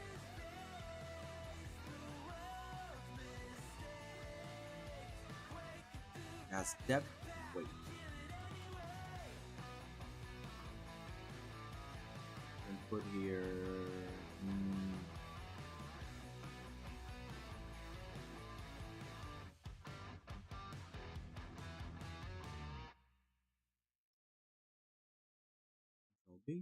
Because perspective is such a different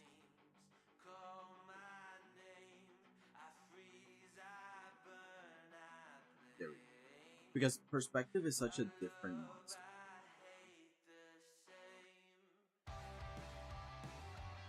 That I would rather make a whole different chapter for, which I think comes after form. Because I did a query. I asked people on Discord that are artists too, which one should I do? Should I do form first or perspective first? And an artist definitely said, "Oh, do I recommend you do perspective as second to form." Yo, look at that! I'm on my phone now. Check it out. You sent it? There, I see it. Yeah, I like the silhouette. I like the colors too. Very nice.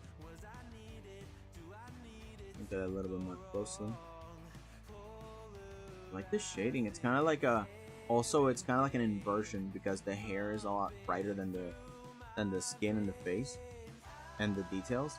So it gives like this negative picture quality, kind of ultraviolet style. I like it. Let me show it here on the Discord.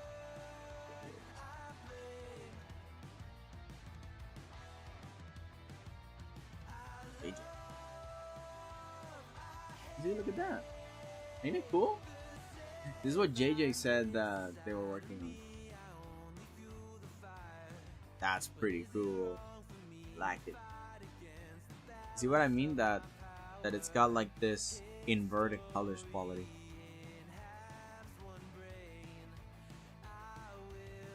I wanted to make it darker, but I see that you're using what, markers?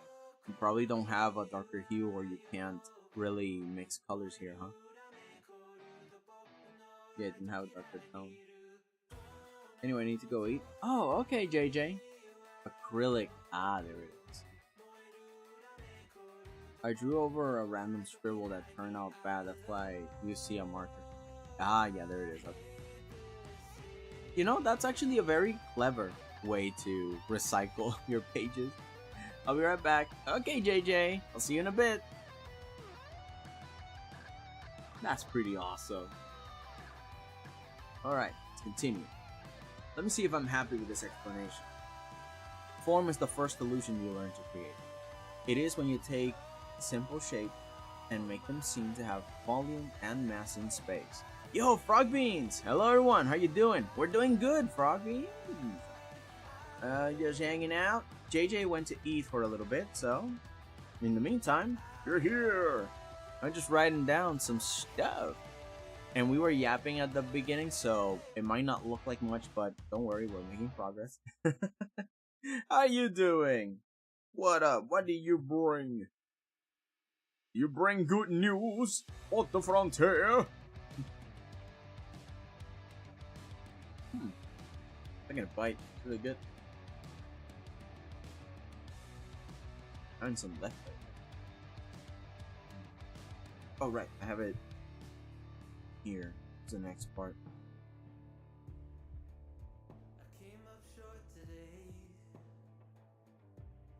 Oh, right, here it is. Oh, but I already put the thing on. Keeps things on mono. In animation effects. Okay, let me start from the beginning. Form. What is it? Form is the first illusion you learn to create.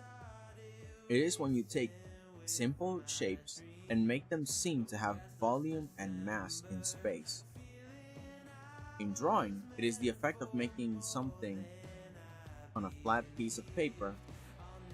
Okay, I think I can mix these two sentences. Okay.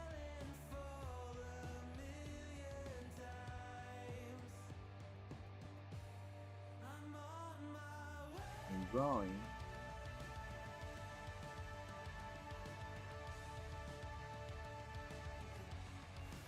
it's when you take simple shapes and make them seem to have volume, depth, and mass. There we go.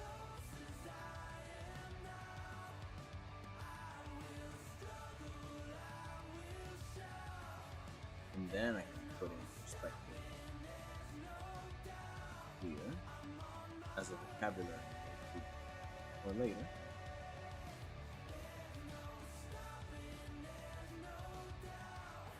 Volume and depth are kind of like within the perspective thing. I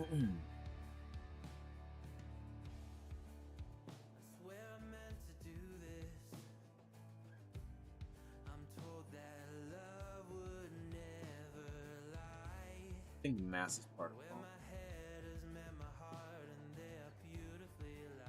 Control B, Control B. Volume is mass.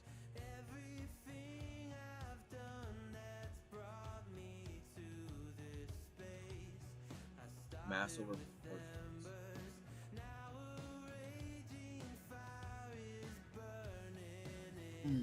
Let's see, because you have volume, but proportions might not have to do with that. So maybe I don't put it there. Because volume is the space it occupies. It doesn't necessarily mean mass either. So okay, maybe I can separate it.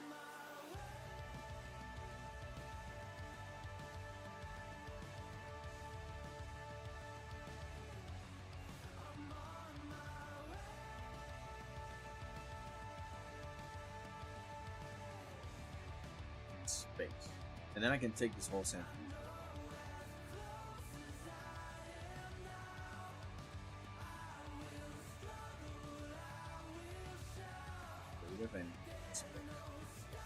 Okay, see now I kind of combine the two sentences so I don't have to over explain something. We're trying to cut corners here in the more efficient ways. Oh, I need to give some space here. Depth. Space on depth. Topical. Form is the first illusion you learn to create. In drawing, it's when you take simple shapes and make them seem to have volume. That's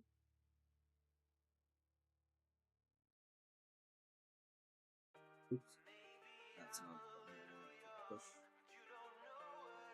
In drawing, it is when you take simple shapes and make them seem to have volume, depth, and mass in space. In animation, the effects of form, put in singular. Oh, forms interacting. Forms interacting with each other imitate more in detail some of the laws of physics. Form also defines simply the official proportions and surfaces of objects. There you go. It is the bulk of solid drawing.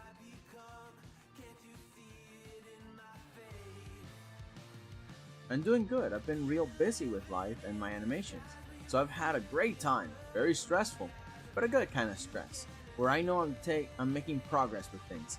That is what I'm happy for. That sounds really good. Keep it up, Frog. And I'm excited to see what you're cooking up.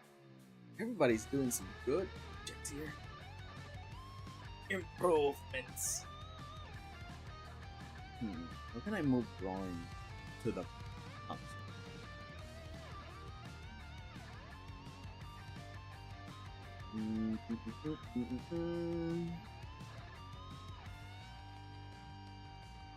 So it's simple space.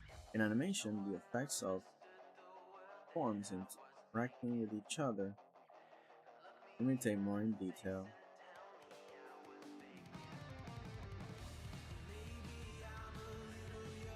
some of the laws of physics. It also defines simply the official proportions and surfaces.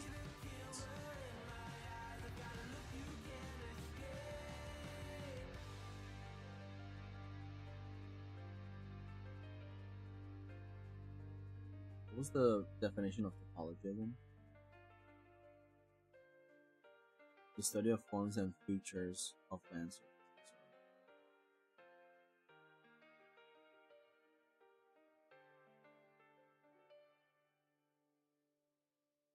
I like the word features on the surface of objects, to at least define how objects bend and buckle, because everything else that had to do with texture would be shape, or at least I believe so.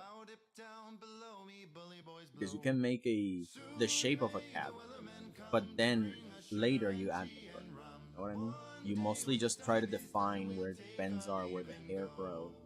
That's different. But once you start adding the fur to the cat, then you'll have to do some extra rendering on the shading from the base of the form of the body. It's a different beast. Before the boat had hit the water, the whale's tail came up and caught her. All hands to the side, harpooned and Animation, the fought her effects when of she form dived interact down with low. each other. Soon may the Anything more wellerman in come detail. to bring us sugar and tea and rum. One day when the tonguing is done, we'll take our leave and go. No line was cut, no whale was freed. The captain's mind was not on greed, but he belonged to the whaleman's creed. She took that ship in tow. Soon may the wellerman come to bring us sugar and tea and rum. One day when the tonguing is done, we'll take our leave and go. For 40 days or even more, the line went slack, then tight once more. Our boats were lost, there were only 4, and still that whale did go. Soon may the wellerman come to bring us sugar and tea and rum. One day when the tonguing is done, we'll take our leave and go. As far as I've heard, the fight's still on. The line's not cut and the whale's not gone. The wellerman makes his regular call to encourage the captain, crew, and all. Soon may the wellerman come to bring us sugar and tea and rum. One day when the tonguing is done, we'll take our leave and go. Soon may the wellerman come to bring us sugar and tea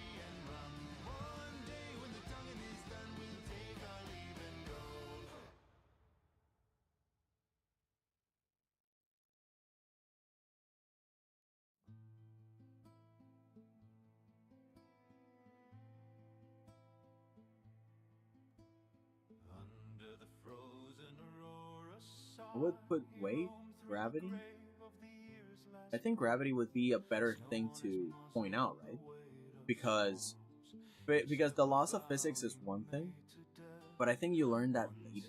The effects of like, oh, you're breaking the sonic barrier, the sound barrier. That's one thing. Or oh, when things burn up and the shape change. I think you learn that later. But I think the main thing to take away from the most basic thing is that it closely imitates the effects of gravity. In animation,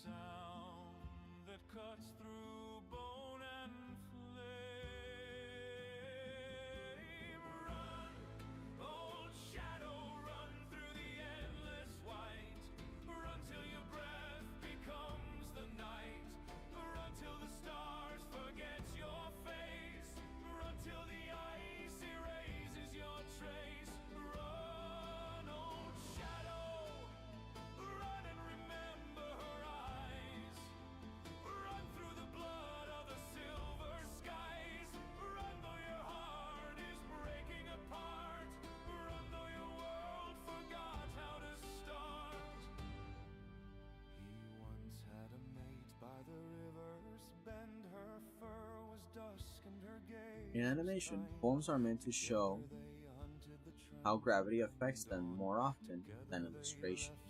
There you go. I think that sounds a little better. It goes more into the more important aspect of it. It is more important to understand how gravity affects whatever form you're drawing. And there you go. At least when it comes to animation. Because in illustration, you just show the effect of a thing at rest or in the middle of something, but in animation, you gotta constantly reveal the effect as it moves through space or through a medium of any kind. So yeah, that's very different. It also defines simply the official proportions and surface features of objects. It's the bulk of solid body. There we go, like that. Now, why is it important? There is talks of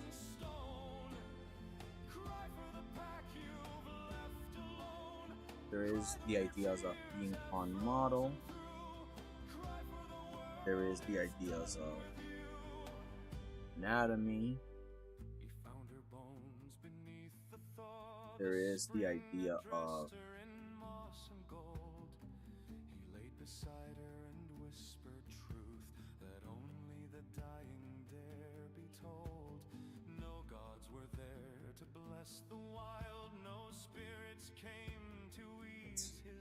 one thing I can do right is my line in digital.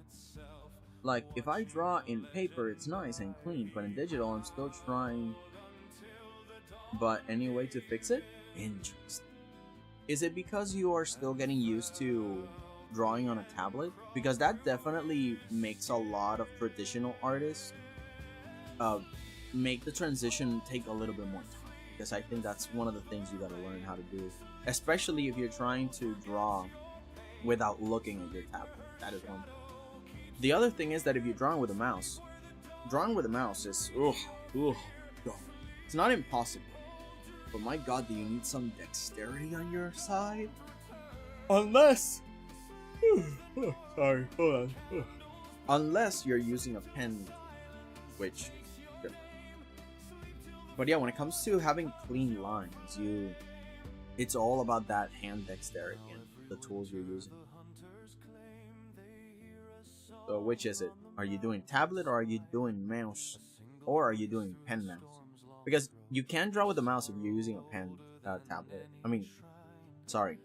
You can use a mouse if you're using the pen tool. Yeah, because you just click and drag and change the curve of the shape and stuff. It's a lot easier than having to just make a bunch of lines until you get the right curve, you know?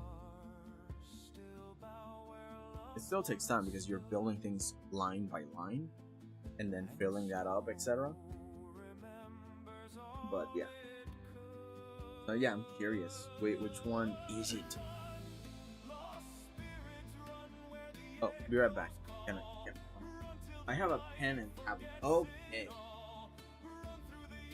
there come because one of the things that traditional artists have trouble with when using a tablet is the texture. Like, to them, it's really difficult to draw in a surface that isn't kind of like paper. So one of the things you could do is to buy some tracing paper and put it on top of your tablet, like with some tape, some cheap masking tape, and then you can use that paper surface without sacrificing that the texture of the, of the tablet. And you could use like that to play around with the pen pressure and stuff because it feels real. But yeah, I recommend you keep practicing on the tablet itself because you'll have to spend money and stuff on trying to imitate paper by using paper, and I don't know, unless you buy a lot of them and don't break the paper. But yeah, one of the things that you can do is just keep practicing that hand-to-eye coordination, and it is amazing. It is amazing when you actually get the hang of it. But for the meantime, I understand what it feels like that to be like in frigging roller skates. It's just a part of it all.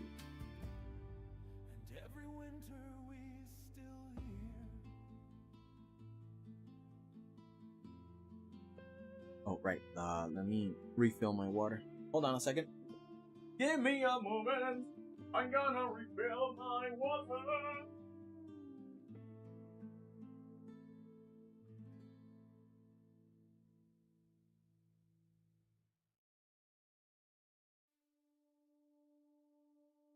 Bet you've never heard a Christmas song like this before. There is tinsel on their windows in the valley far below. Tiny lanterns, little halos on the freshly fallen snow. I can hear them from my mountain, every prayer and every song. They sing peace on earth to strangers, I have not been welcome long. They still whisper of my fire, how I turned their night to day.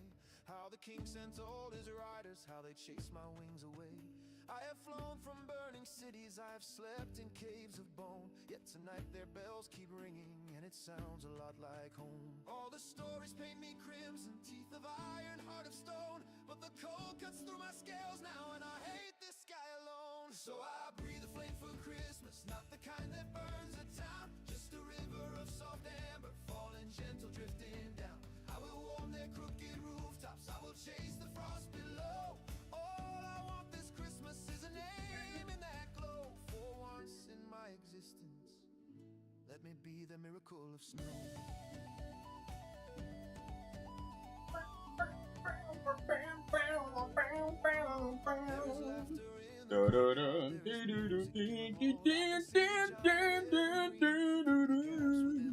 I'm back. By the way, I'll start doing my own art stream in a few days. Really? Oh, nice. Oh, by the way, did you know that we have community posts now? Let me see if I can. Oh my god, why? There once was a ship that put to sea. The name of the ship was the 𝐩𝐵𝐢𝐿𝐻. The winds blew hard, her bow dipped down. Below me, bully boys blow. Loop playlist. May the weathermen come to bring us sugar and tea and rum. One day when the tonguing is done, we'll take our leave and Let me go. officially. She'd not been 2 weeks from.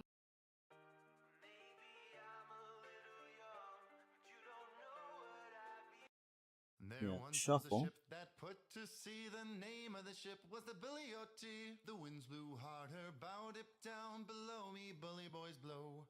Soon may the weathermen come to bring us sugar and tea and rum. I can't see if the looping is on.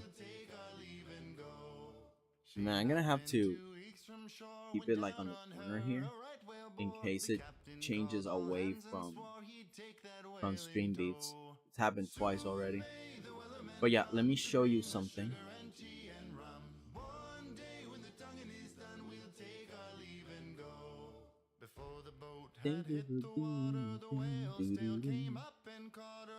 Is OBS a good streaming app? I never used it. It's great. It's the choice. I highly recommend using OBS. There's other options, but I've not found anything better than OBS, to be honest. So yeah, just go for it. But yeah, check this out. Let's see.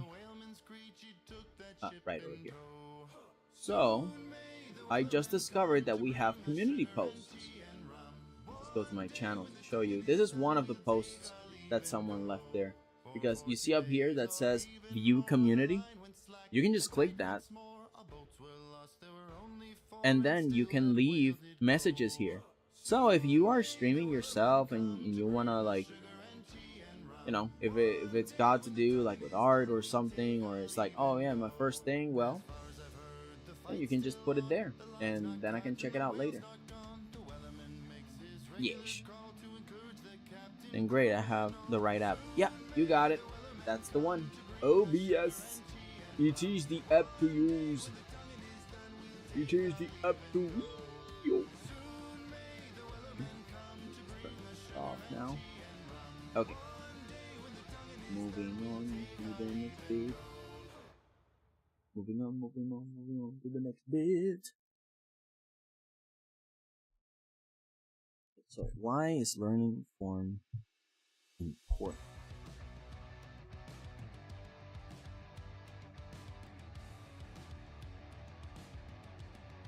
Sometimes it's a little bit hard to write why is it important, because the part where it says what is it already kind of answers why is it so important to learn form. I guess the way that I have to think about it is backwards. What if you didn't know form? What would be the most difficult things that you would have in your art and drawing?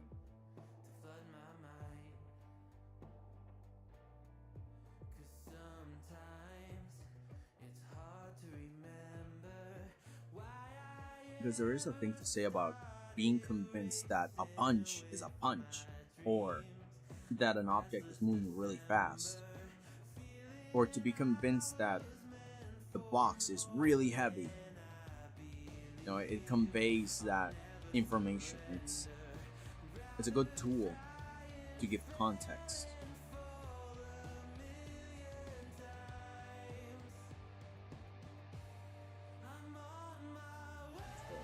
B, and I think that here it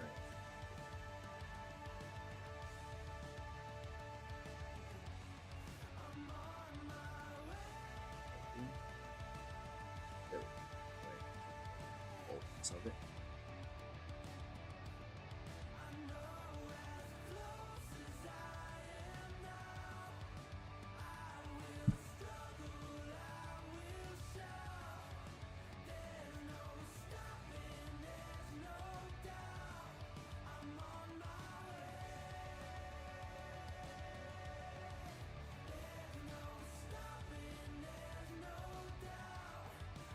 Form gives context to the nature of objects.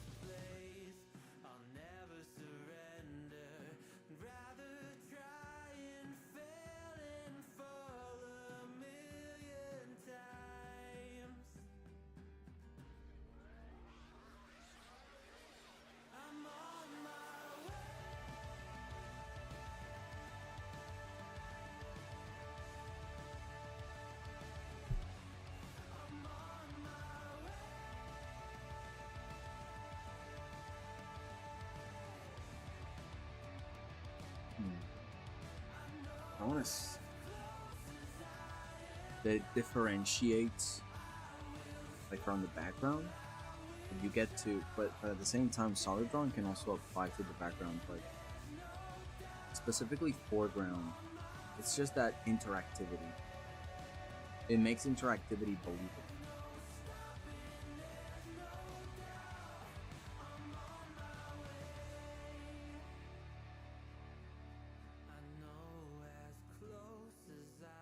It gives context to the nature of objects.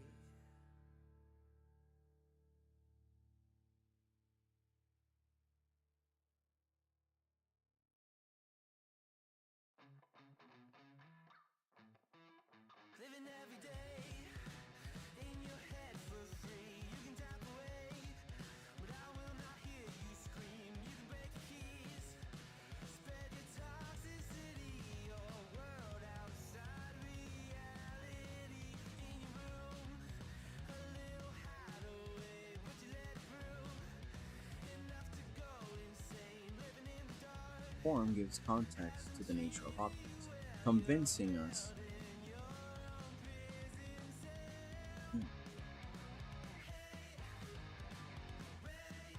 telling us of their effects being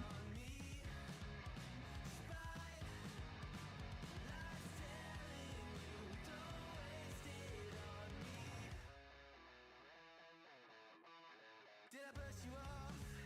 Is it your lack of friends? We never met, even if you pretend. Am I in your debt? I don't know you. form gives context to the nature of objects, having us feel the effects as visually tangible or convincing. If a character lifts a heavy box, both the character and box must feel solid and intentional.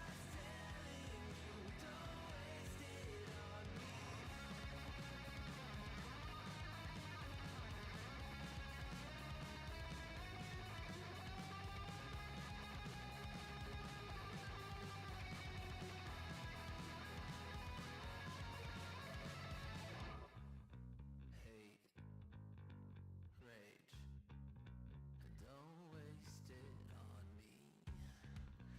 Spite, life's telling you, don't waste it on me.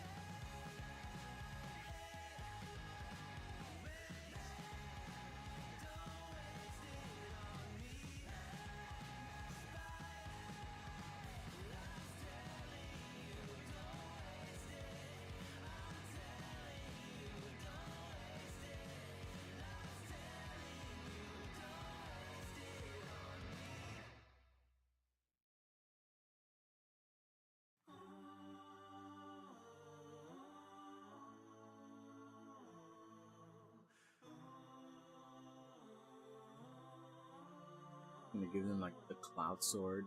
You know, instead of a guy holding a very thin rapier that weighs nothing, and you can be very regal about holding it, versus trying to hold Cloud's Buster Sword, which is like a two-handed beast of a building of a sword. You just gotta you're gonna be like legs spread, grip tighten, trying to lift the sword like and shaking. Which again is one of the reasons that a lot of people say that Final Fantasy is like, that makes no sense. That thing would weigh a ton, but Cloud kind of lifts it like it's nothing. Again, it's cool, but it takes away from that believability because it's not the same as like Guts Dragon Slayer sword, which we can see that he puts a bunch of effort in lifting the sword and slamming it down in form. So long as it's not like wonky and whatever, like it's a solid slab of metal, so it shouldn't change its form. It should stay on model. It convinces us that that thing is heavy and tough. You know? I'm back. Welcome back, JJ. Hey, Deuce, is Iron Lung airing in a cinema near you? That's a good question. I haven't checked. I didn't even know that the Markiplier Iron Lung was going to be a movie to be on theaters. I thought it was just going to be a YouTube thing. That's interesting. But no, I haven't seen... I've seen like the thumbnail for the trailer. It's like, oh, cool, trailer. But I haven't like checked it. Because I thought it was going to be like a YouTube event, not a movie theater experience. That's fun.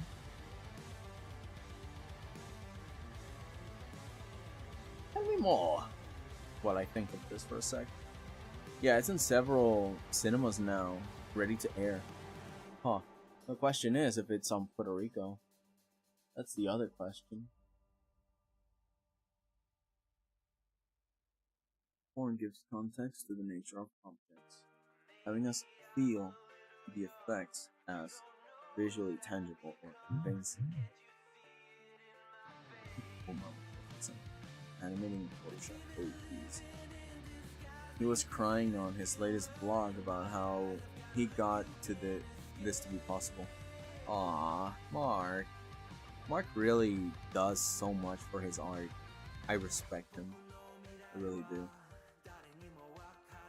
I'm excited to see what he made.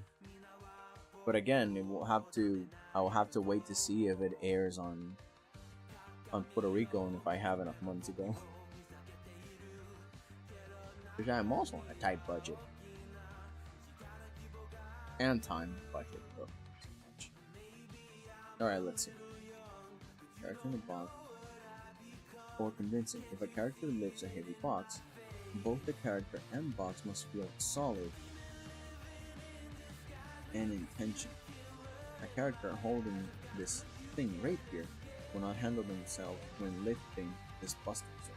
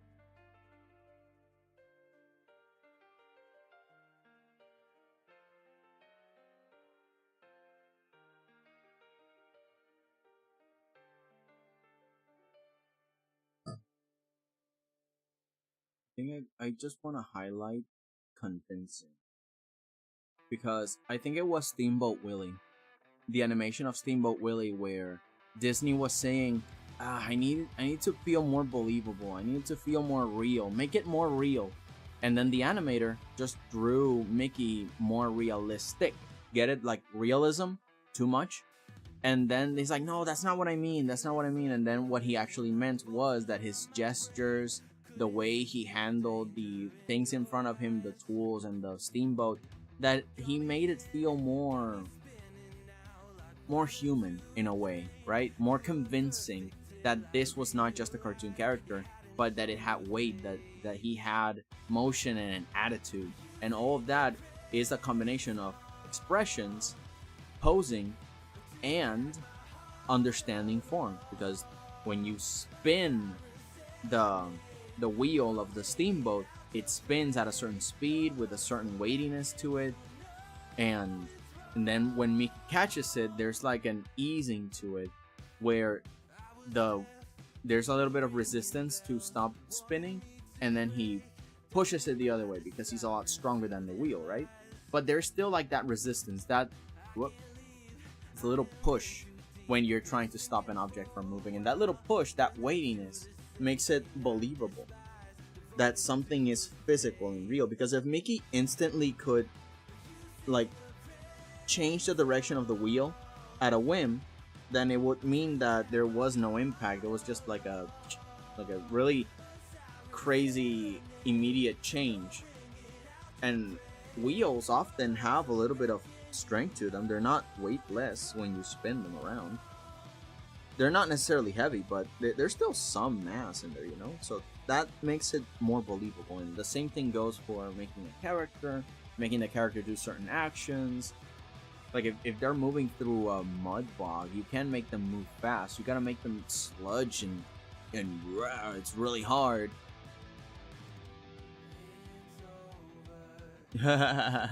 Yo, I don't know you had twice account. Yeah, I was starting to dual stream a few days back. Yeah, I mean not days back, like a bunch of streams ago.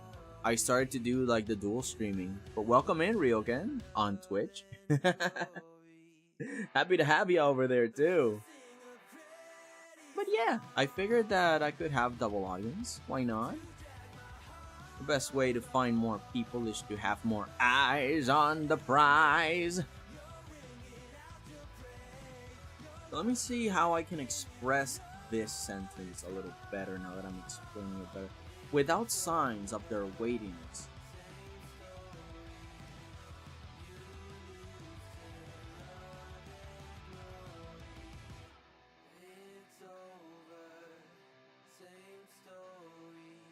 In bulk, a character can feel floaty.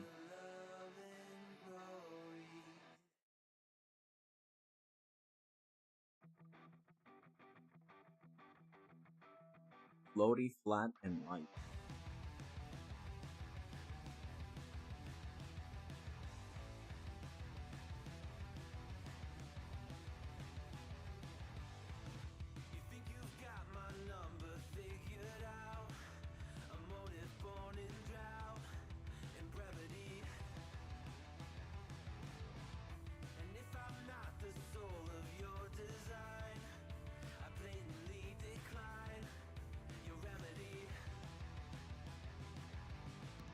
𝐷𝐿𝐭𝐬𝐧𝐠 room now. How was Deltarune? Hello, Zod the Mighty. It was good. I haven't finished the chapter 4 stuff, so I think if you see the latest video, you've seen everything. I haven't touched Deltarune at all yet. But yeah, man, how are you? What's up? Welcome, welcome. I'm writing a script now. And I think I'm doing just fine.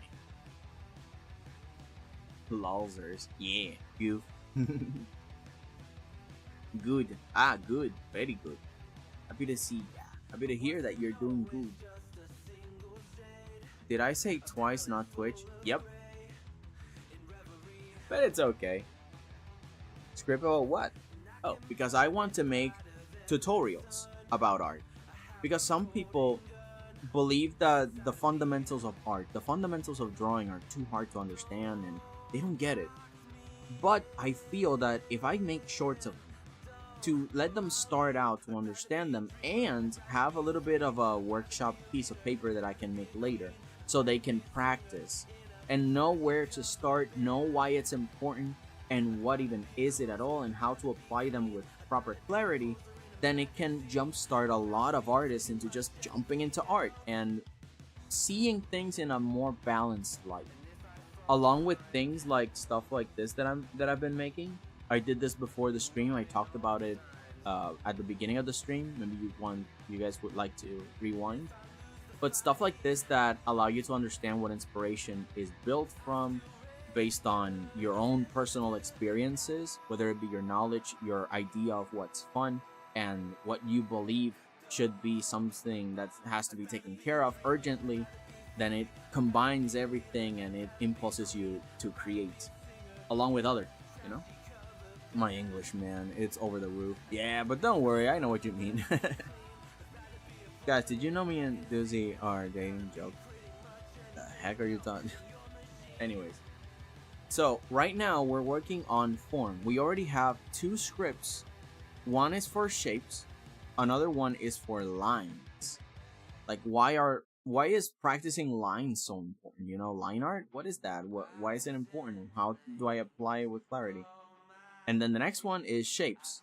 At first I tried to combine shapes and form, but it was too bloated, and then Lum gave me the good idea to look at it again because to her it was like, hey, maybe it should be a 2-parter. And I agree, it should be a 2-parter because apparently shape and form are 2 very different things, or at least they have different applications that are valid for their own 3-minute episode, you know? So in this case, I'm working with form. Form being when you Let me see if I have on the server, because it's on the server. On the server, I have tutorials for form, server library, form, solid drawing, and 3D form. Here it is. Can you zoom it? Okay, there you go. So this pretty much works with how to make objects seem three-dimensional, how to think about the objects as actual solid things that you can recreate and stuff. By the way, can I have your Discord? Yeah, it's on my description. If you go to YouTube and you click the description, it's always there at the description. Like if you want to join Discord, you gotta be 18, blah blah blah, and then you click it, and then you pop in and do the verification thing that I set up. But you see this? This is one of the things of form. Oh wait, you see, I actually started drawing. It's so much fun. Yeah. So long as you don't get discouraged because there is so much to practice and maybe there's a learning curve. Like it's good not to feel that, oh man, I'll never get good, I give up. Because a lot of people do that. They're like, oh, I can't do this, I give up. So hopefully all of this information about just take it easy, cut it into pieces, and then start building it from there slowly. You'll learn how to do X, Y, and Z. You know, take your time, don't rush it. You know, stuff like this. It's like, oh, making a hand is so difficult. Well, simplify it first, like this. Like, have a reference. Simplify it into shapes.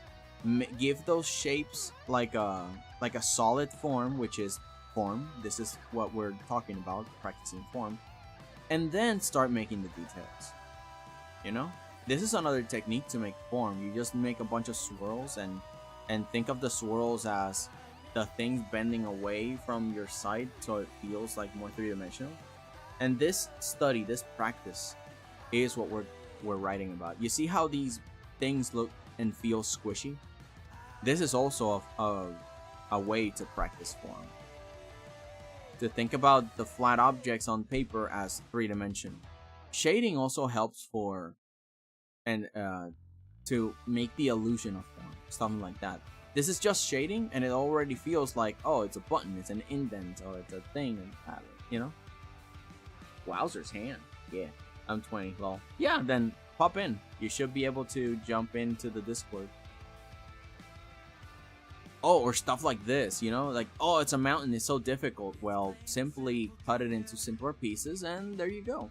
From the simplicity, you start to build up more complexity. From the reference to simplicity, back to... It's kind of like that SpongeBob meme. I don't know if you guys remember the one where Squidward wants to know how SpongeBob drew a circle. He first drew the very complicated face, and then he started to erase things into simplicity. In a way, that's exactly what we're doing when we're trying to draw something. We look at something complicated, make it super easy to understand, and from there we start to add details. Like, look at this. You look at this very complicated rock. Oh man, I will never draw like that. Well, keep quiet and just do the simple thing. There's two shapes. It's a big shape and a little shape. And then you start carving it. Oh, it's got a little curve here. Let's simplify it. Forget about all these indents and nooks and crannies. Just make the simple general shape first. And then when you're finished with it, then you do the little bites and tiny details and the cross hatching and the shading and whatever. This is form. Form is also understanding how to manipulate objects so they can be like stretched, squashed, inflated, deflated, crushed, torn, squished, bent, warped. You see, it's just a bunch of, it's the illusion of 3D. This is a flat piece of paper, but these rocks feel 3D, you know? So it's like that little game. Sneaking with food before work. Hey, how's y'all? Yo, Forgotten Toast, how are ya? There is a VGen, YouTube, Twitch, Insta, Reddit, 𝐅_𝐫𝐢𝐭. I didn't see the Discord. Really? Okay, let me check the thing. Let me check my chat. Oh, I can just look it up on the on my phone. Do do do do do do do. Do do do do do do do. Going to YouTube. Lowering the volume, cause I don't want to blow out your ears with the noise of doom. Social link.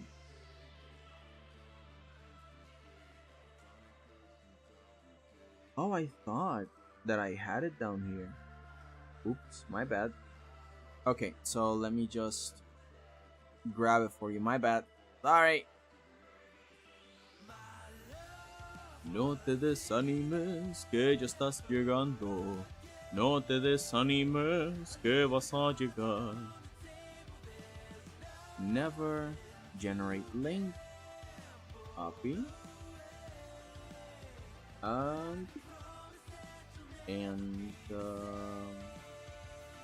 Oh, right here.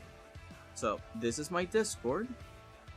Whoever's 18 plus, you may join. Solve the captcha, and yeah, you're in. That's it. But I will definitely start adding it to the description. I thought we had it on the description. I'm so dumb. I actually did start to learn how to use shapes, guidelines, shading, and stuff like that. It was really making it easy and fun, but I haven't learned form yet. But it looks horrifying. Not kidding. To someone who's seen form art for the first time, it looks like gore in a 2000s horror movie somewhat. Oh man. But you see, this is why I want to make these tutorials, so they don't seem difficult and terrifying. Like, for example, look at this. How to draw this rock in specific. It looks a little complicated, right? Because look at all these details and the shading and whatever. You know, forget about that. Let's not think about this. Let's just simplify it. Look at this shape. It's a 3D cone-ish pyramid thing. It doesn't matter what the shape is. Look, it's not even perfectly made. It's all wonky and whatever.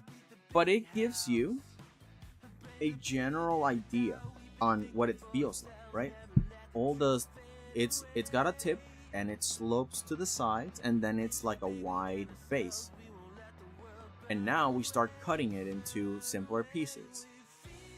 And then from this simpler piece, with all the minimal details, we can start to add all the other details and stuff. And it's like, oh, how do you reach this really complicated shape? It's like, well, you start small, and then you start adding the details. When you want to imitate something, you work backwards. You look at the complicated thing, make it simple, and from there, you render it in your style. Also, stuff like this is really good practice, like trying to trace a line across a shape so that you understand, and it doesn't have to be perfect. Again, look at this. This is like practice. Someone was practicing, because you have how the shape should be, and this is like the person testing it and trying it. And it's not perfect, but it gets the idea done. This is good. You got the official, and then you got the practice, and then you imitate this. You kind of understand how 3D works in 2D. Wowzers, easy rock, yeah. And these all could be like glass jars, or they could be pillows, or they could be slime moving around, you know, like a venom symbiote, or they could be straws, or one of those things that you play with as a kid that is like a slide. Like a slide that is round, and there you go. Or this could be a building. It could be a friggin' one of those weird warpy looking buildings, or like a chemistry tube. What else? Where is it? But yeah, you see stuff like this. You gotta be able to define, and forget about the shiny details, because this is shading. This is an entirely different thing. But how do you convey this feeling of 3D in your drawing? Well, you first make the very simple shapes. Maybe this is like a square and a triangle. That's it. Square and triangle. And this is a whole triangle. It's a big triangle. You say, oh, but there's nothing here. Why should I continue the triangle? We'll deal with that later. Trust. Then there's a semicircle here, and this is just one weird square rectangle thing, this thing over here. And now you start carving, and now you start to think about all the little slopes and the curves and the bendiness and whatever. And once you have the official shape and you delete the rulers, you start to add the shading. Oh, there's some light here, there's a shadow there, and blah blah blah. No? The silly little faces on the practice is something I do too. Yeah, you gotta make it fun. So yeah, doesn't matter. you gotta make the practice something that is not intimidating for you. This is another practice. It's similar to this. It's like a more complicated version of this, and you could do it. It's not important. But yeah, the idea of the lines is so you can know, like, oh, does it squish? Does it stretch? Does it bend? It's just to show an idea, and something like this also works, so you can understand where the slopes are. It's kind of like, again, topography. Topography is a concept for form. There's like links and stuff that I put on. This is the Discord server that you guys can join to see all of these tutorials that we have found and we have posted on the library. We have a library, and in the server library there's multiple things. There's information about Blender, camera and composition, how to use streaming tools, character design, trademark information I'm gonna keep adding later. This is a brand new library stuff. Clothes and fabric. This is another type of form that you can learn. How to draw clothes. Look at this. This one's a little bit more complicated, but it's similar in style. You first make the line art. You don't think really much about the details at the end. You just think about the bold shapes when you paint. Just think of the 3 tones: darkest, lightest, and a mid-tone. Like only 3 colors and maybe a 4th. And from there you start adding any mid-tones and any other special things that are beyond the solid, bulky, general shapes. You see, like this really simple cream greenish color here, it's a solid object. Well, in here they started to add some shading so it feels more 3D.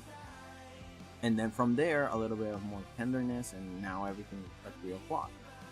See, form takes a little bit of practice, but oh, this is another way to apply form. You have a character with like clothes and a robe and moving around, and with these grids you can understand how the cloth bends and pinches and flows. It's really good practice. What else do we have on the library?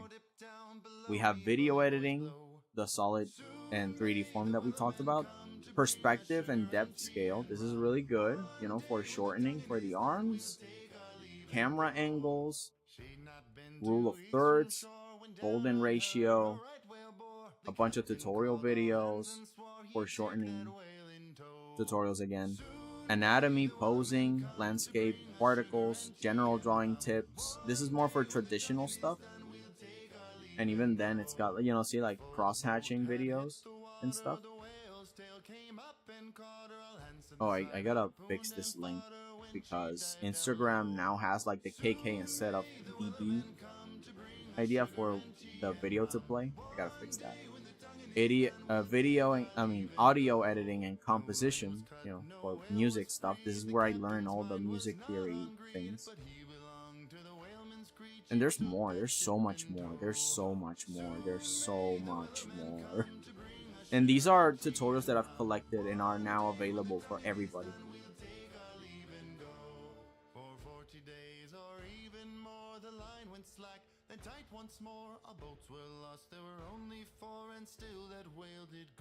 Wow, see, your words are so beautiful, like your IRL and your OC. Oh, thank you!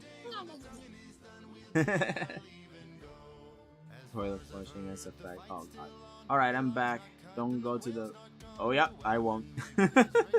I'll send the janitor crew. I want to practice hands a bit. Hold up. Yeah. Oh yeah, this is why I made an entire part of the library for it. I think it's here. Hands and feet. Yeah, you see videos like this that talk about the joints. See, some drawing the joints over here, but no, the joint should be down there. That's where everything bends around. There we go. Yeah, because when it comes to skin, it's all like within and stuff. You gotta figure that out. And there's like ways to divide the feet into pieces. Make it bigger so you guys can see. There you go. A few more simplifications using shapes, basic shapes like we've talked about before. One of the tutorials of shapes talks about this. You can have a complicated thing, but when you divide it into pieces, it's more bearable, more manageable to understand. And there you go. Check it out. Oh my god. Oh my god, indeed. Oh, you got stuff like that. This is also part of form, like figuring out how to make the hands actions feel more solid and more real and have weight to them. Like a mixture of simple shading along with like a dynamic pose can make for a strong language with hands. And also, this is also another part of form. You see, you're holding something soft in a soft way versus you squishing it versus your sometimes simplification of the hands depending on the style. Kind of like you don't see two fingers here, you see like a mesh, but it's not necessary. And then this, like grabbing something soft like this, like a cloth or a pillow, yeah, this is also like a way to put it all up, and how gravity affects the slime, how it bends down. This is all form too. Same thing with this. Like if you're playing baseball or playing foosball or something, you grab the ball in different ways. This is also a test of form. Here's some references. So if you are 18 plus, you can join the Discord and check all of these references for yourself and study with, you know, with good information. Oh, this technique is great. Look at this. You grab a if you want to learn how to draw your own hand, grab a glove and draw a grid so you can understand how the form works on the hand and where the perspective works on each part of the hand, and then you can just take a picture and draw that. It's a really good idea. Another way to use form, simple shapes, and then keep adding more layers of dimension to it. There you go. There's another good way to practice. There's videos, there's diagrams, there's so much. Oh wow, yeah. So yeah, the link that I sent on top, if you scroll up, the Discord server is available to anyone that is above 18 in age. I was about to say 18 and up, but you know what I mean, age-wise. Not that there's anything inappropriate on the server, it's just that I really want to keep kids safe in case there's like, you know, a bot posted something inappropriate or something, and I don't want to have to deal with, oh my god, the kids, or maybe there's more freedom to talk about more mature things, and I don't have to worry about the kids. Oh my god, the kids. Sadly, I can't join. Don't worry, JJ. One day you shall. I'll be waiting. Never thought drawing could be so easy. Definitely not easy for that janitor. Yeah, nah. The poor janitor is gonna have to fight for his life. And that's basically what I'm working on. I'm working on form to allow people to understand how, specifically why does it matter? Why? Because I've seen a lot of tutorials on Instagram and YouTube that some people make fun of the fundamentals. They're like, oh, learning the fundamentals, you don't need to learn them. But it's like, no, you have to learn the fundamentals. You just have to. Because it doesn't matter if you do traditional or digital or sculpting or anything or movies or something. It's the laws of appeal to humans. If you want to make something that humans will like, you will learn you will understand the fundamentals. So in these tutorials that will be 3 minutes each, I want to let people know why are they important. Why should you understand them, and what are they in the grand scheme of things?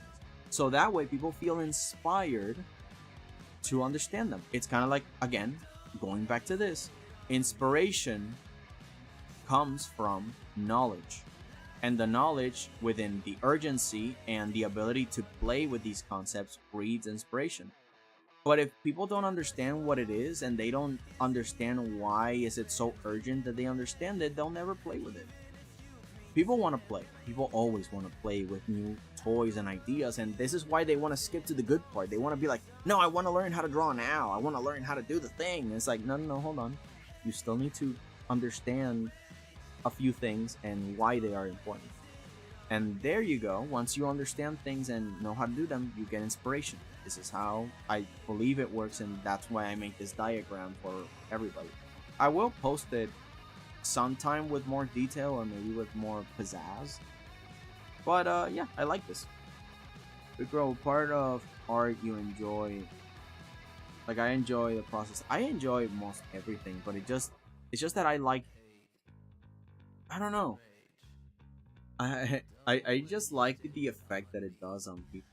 You know, like, I get to do so many beautiful things for people that I value and that I like, and to see their faces so happy, it makes me happy. And at the same time, telling cool stories and learning other people's stories, and then learning how to convey my ideas to other people and collaborate with other artists, see what they do, see what I do, and share. That sharing is part of my favorite part. Let me quote that. People want to play. That sounds so... Dude. I mean, how... It depends. Is your mind in the gutter? I mean, I'm thinking about playing with video games. People want to enjoy themselves. People want to enjoy things. And it could be in a wholesome way. And yes, it could also be in a more intimate way with like a partner or something. That's not bad. But again, don't put your mind in the gutter. I don't mean it like that. People just want to have fun. That's what I mean. People like to have fun. But in order to get to the fun, sometimes you need to follow a few rules. It's kind of like sports. Baseball will not be as fun if you don't understand the game, and if you don't have the urgency of, I want to win over the other team, I want to prove myself against the other team, you know, in a good sportsmanship kind of. My mind is deep in gutter. Sorry. Well, that's your B, not mine. That's your stuff. So I was like, this is what I sent. Okay, right. When I check what JJ sent. There we go. Ooh, more stuffs. Yeah, you mentioned this is acrylic. I really like this high contrast art style. Oh, make sure you don't cover these. These are cute too. But I like the juxtaposition of these old sketches and at the same time these new ones, these new art pieces. Oh, I really like the high contrast here, but at the same time there's like yellow on the inside. It almost feels very tattooy, or very, what's the word? It's like tribal. It's kind of like a cave drawing or something. I like it. I really like it. It's like a graffiti, right? It's like graffiti. Really cute, really pretty graffiti. Oh, and I also like this one. This one looks a really nice graffiti with some shading like on the side of the nose here, or some 3D things that it looks like it's popping off. It could be a nice 3D graffiti thing. You can even put like in a mural. That's nice. Oh, and the patterning on this one. Oops, sorry.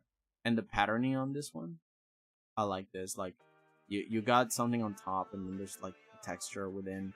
Oh, and I didn't show this one to the new people. Look at this. This is what JJ also did, making like a negative style drawing where the dark is bright and the bright is dark. Because I noticed this like on the shading of the neck. It's bright, and this is really pretty. It's a really nice. Can you show the purple one I sent? Oh yeah, I read your mind. I read your mind because there's more people now. Yeah, look at this. Let me scroll up and read. To be honest, it's not a have. You must learn. I think it's genuinely important. It is. A good art teacher I had used to say, "You gotta know the rules to break them properly." Exactly. That is actually a saying that's beyond just your teacher. This is what I mean. You don't have to always follow the fundamentals, but you definitely should learn them before you go crazy. you know? Because ignorance will just have you repeat a bunch of mistakes. Also, chicken. Yes, I have a chicken in my. Thanks, Swaku, for inspiring me to make a little chicken. Big bro apart. Oh yeah, I already said that. Let me quote that. Really cool. Yeah. Oh goodness gracious. Yeah, hold on. Let me go back to the server.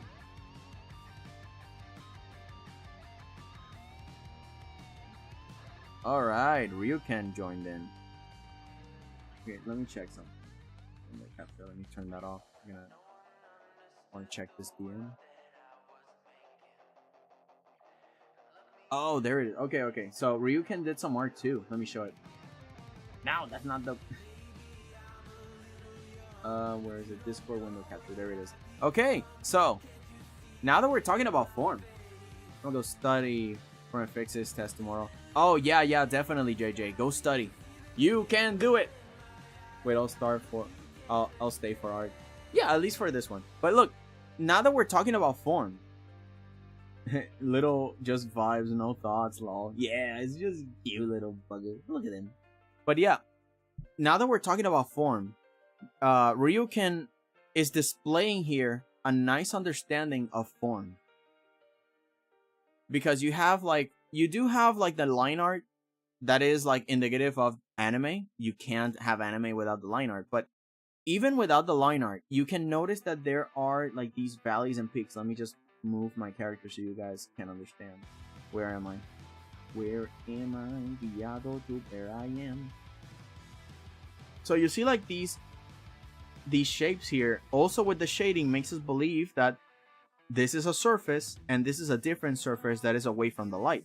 So even then there is a sense of form. There's a sense of three-dimensionality and like, yeah, I can be on Goku's like shoulder and you guys will believe that this guy is physical, is real. And same over here, I can just sit on his pecs. Or there's really powerful pecs. And yeah, you see, like it makes sense. It's a really well done shading design here at the top of the hair too. Like you can feel that this is solid. The clothes too, they are ripped. There are parts that are hidden from the light. There is some proportional mistakes on the arms, like normally the what's this thing called? This part of the arm, forgot. But this part of the arm is more like a water drop. It goes like thin here and a little bump that goes all the way down here. And the hand might be a little too big, but these are proportions and anatomy. We're not talking about that.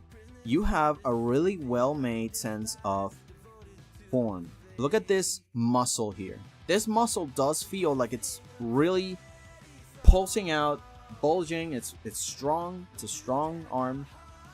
And then the same thing with the abs. Like this might have been like, you know, you look at it and you trace it and you're learning. But with that, you're also practicing how to actually apply the lesson of forms in the character. There's a little bit of continuity mistake here, like the arm should continue here. See, like this line here. But that's besides the point. We're not talking about that. Like this part of the neck does feel like it's bulging out. This is the other thing of form. You gotta play with the contour. Because normally some people just make like the neck just a straight line and think they can just add a bunch of lines to add 3D stuff to it. But if you play with the contour of it, instead of making a straight line, you add that area, that curve, and it makes it feel like it's bulging out. It's a really good forearm. Thank you, Toast. Yeah, the forearm. That's what I meant.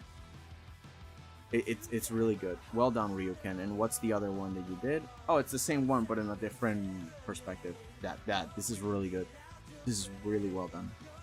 I like this. And it's a really good example of what we're talking about today. Very good. Let's see. There's a pandemic where I live and school has been closed for weeks. We still get classes online, but it's better than running in the green chair. Yeah. Mr. Art Teacher, I'm go sleep. Oh, okay. Take care, 𝐬𝐸. See you soon. Have a good one. Rest well. And you too, JJ. Have a good one. And I hope you get an A. Let us know how it went. Oh god. You got this. I believe in you.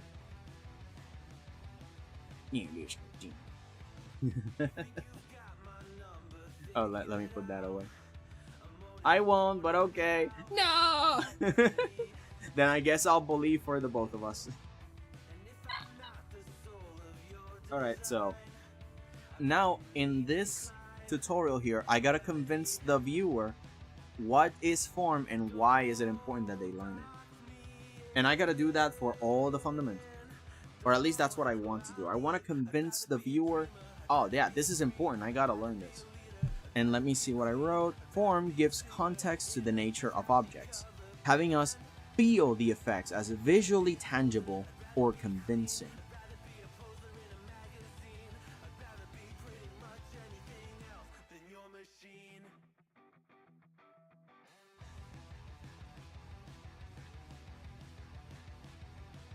Control B.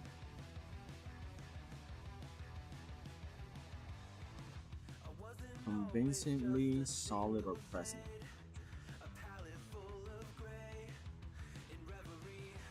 Yeah, again, bolding. Control B. If a character lifts a heavy box, both the character and box must feel solid and in tension. I knew I said solid already. I should change that. Visually tangible or convincingly present. I think I should just keep solid underneath. Convincingly present.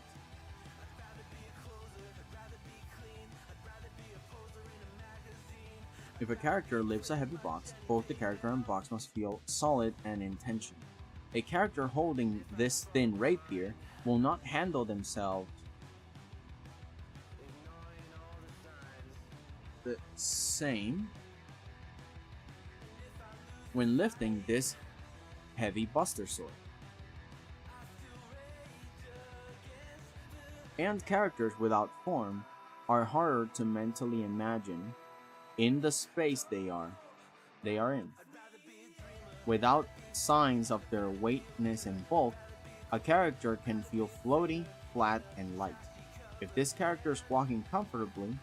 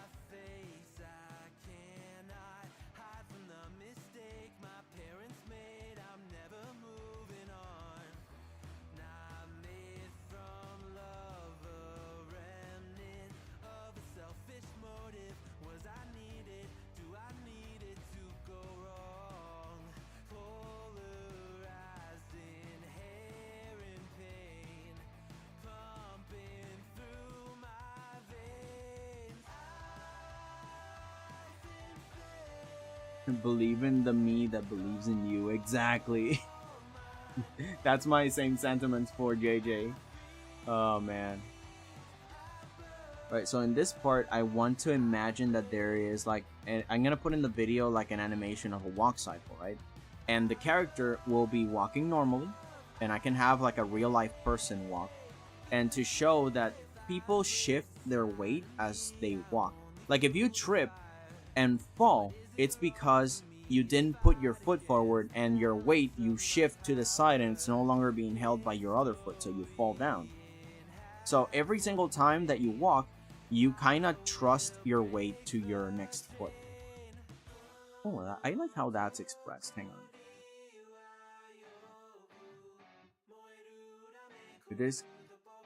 If this character is walking comfortably, they still must feel like they are shifting their weight with each step.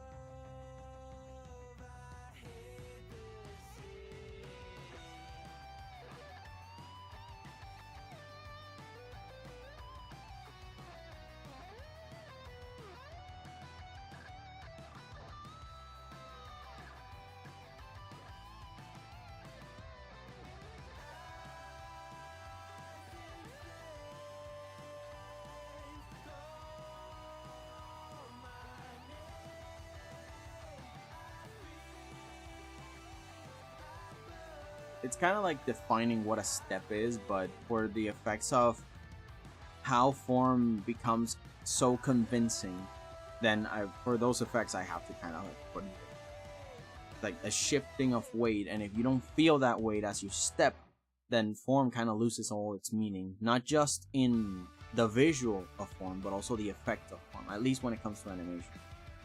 We do this on the daily without notice, but we do notice when it is not applied.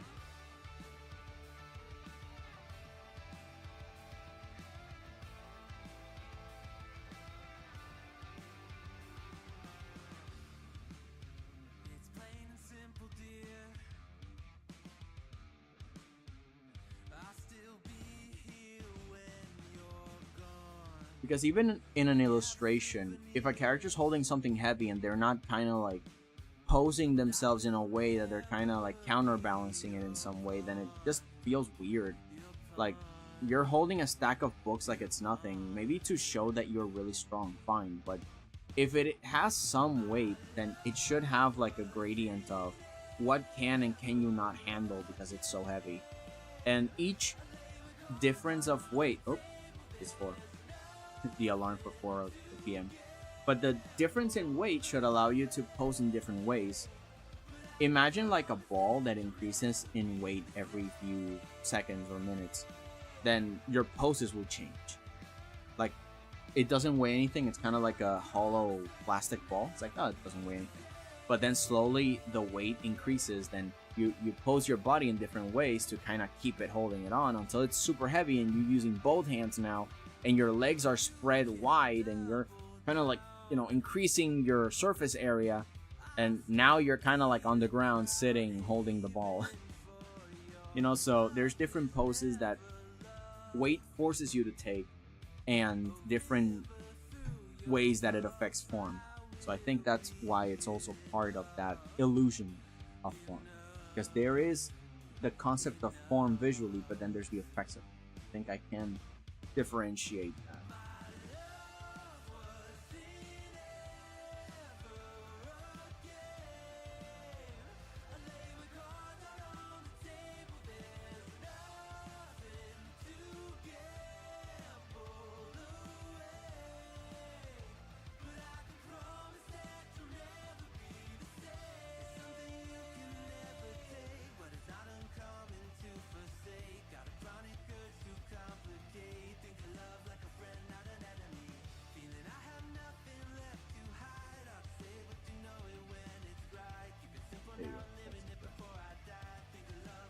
The illusion of form visually versus the effects. Maybe I can re-add this to the definition and change it a little bit. Why is it important? What is it? Oh, I can... Yo, no, hold on. This can be good for how is it applied with clarity when you move it down here. Yeah, okay. So I don't have to explain all that much on top. I just have to talk about why is it important and then move on how to apply it properly. We do this on the daily without notice.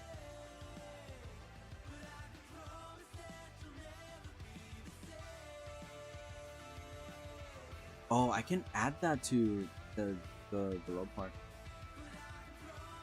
Yeah, because now I'm explaining how to do it, so it will be how to apply with clarity. all of this entire explanation on how does it work will be down here. Why is it important?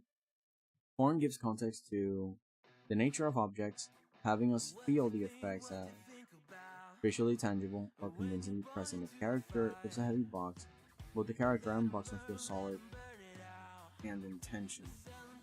Characters without make it floating and like, yeah, I'm gonna take all of that off because the rest are just examples. This is continuing the idea of why is it important to strip it and put it down. Visually tangible or convincingly present. If a character lifts a heavy box, both the character must feel solid in intention.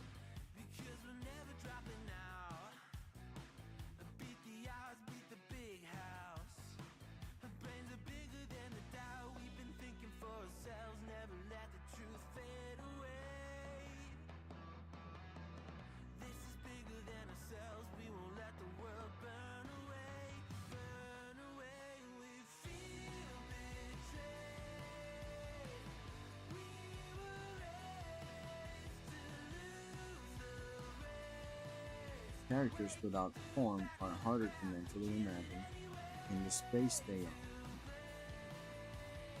without signs of their weightness and bulk.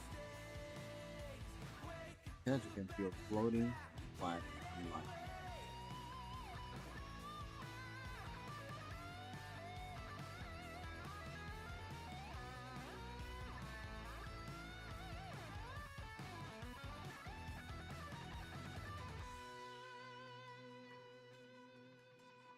Now I think I can start adding here the things about being on model and perspective.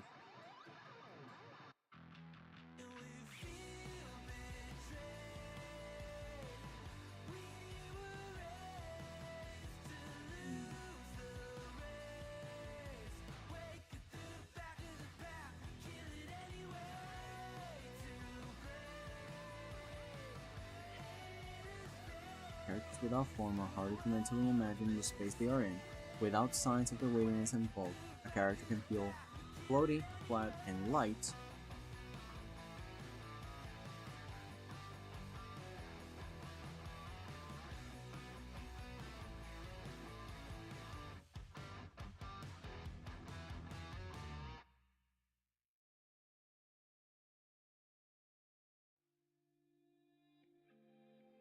I gotta to be a responsible adult and go to work. Hope you'll have a good day. Okay, Toast, thank you so much for stopping by and saying hi and staying for a little bit.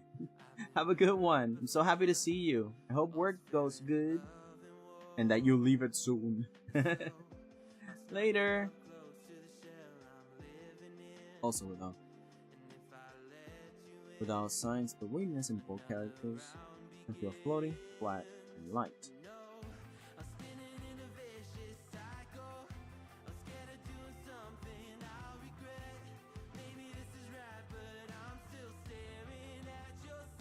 Yes.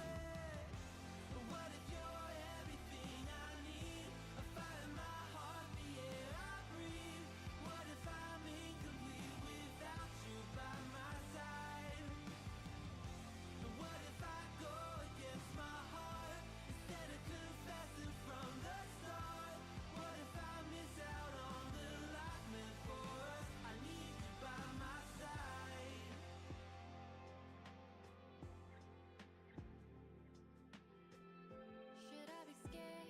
The feeling's so different now. You got me floating here, a feather in the air. Oh, but when the wind blows, will I tumble or sail away? Character model. What would you have me say? And what if I escape? I know I'm spinning in a vicious cycle. I'm scared of doing something I'll regret.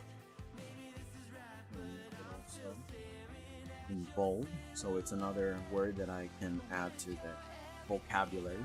I'm gonna have a silent vocabulary thing on the visuals, right? I'm not going to explain them, I'm just gonna have it so people understand.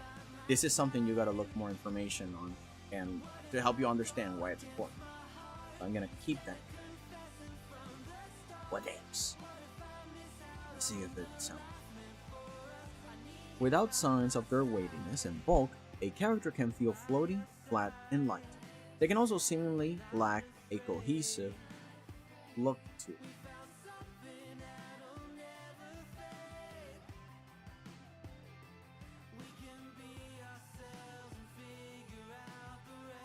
A design structure.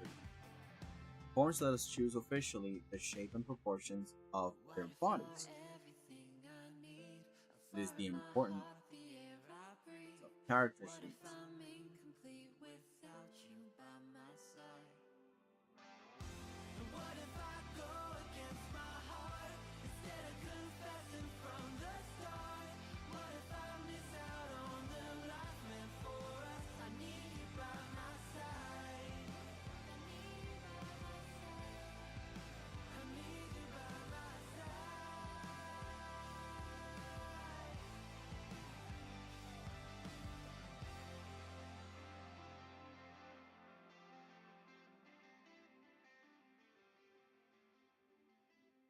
I think construction is another good word.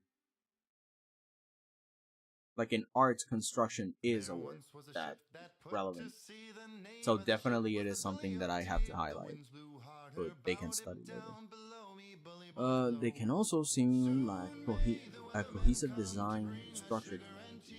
Forms let us choose officially the shape and proportions of their bodies. It is the importance of character model sheets to describe the durability of a character based on their body's construction. Soon may the wellerman come to bring us sugar and tea and rum. One day when the tonguing is done, we'll take our leave and go.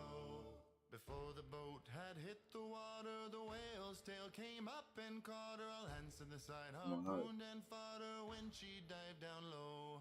Soon may the wellerman come to bring us sugar and tea and rum. One day when the tonguing is done, we'll take our leave and go. No line was cut, no whale was freed. The captain's mind was not on greed, but he belonged to the whaleman's creed. She took that ship in tow. Soon may the wellerman come to bring us sugar and tea and rum. One day when the tonguing is done, we'll take our leave and go. For 40 days or even more, the line went slack, then tight once more. Our boats were lost, there were only 4, and still that whale did go. Soon may the wellerman come to bring Character bodies have different utilities, limits. when the tonguing is done, we'll take our leave and go. As far as I've heard, the fight's still on. The line's not cut and the whale's not gone. The wellerman makes his regular call to encourage the captain, crew, and all. Soon may the wellerman come to bring us sugar and tea and rum. One day when the tonguing is done, we'll take our leave and go. Soon may the wellerman come to bring us sugar and tea and rum. One day when the tonguing is done, we'll take our leave and go.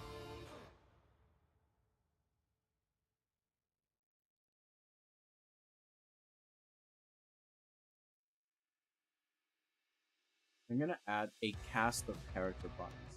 And I'm also going to like highlight it. Because when we're talking about making your own show, your own comic, ideally you should have a roster of different characters, and they all should not have the same body type. It's not bad if they do, but they must have some sort of construction that lets you understand that they are very different. Maybe some of them are taller and more bulkier, some of them are still taller but lankier, and they kind of like bend their backs down because they're shyer, and the other ones put their back straight because they are more confident.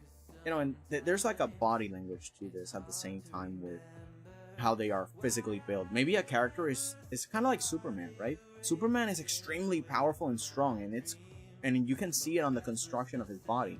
You can infer this thing is meant to be like a superpower body.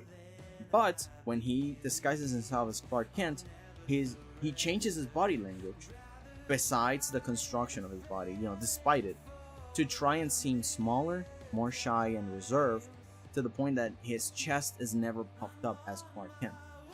And that mixture of elements is kind of funny, because you see his jackets always almost bulge out of his body, but you see him trying to seem smaller, and it works because of the imagine like if they were different characters, right?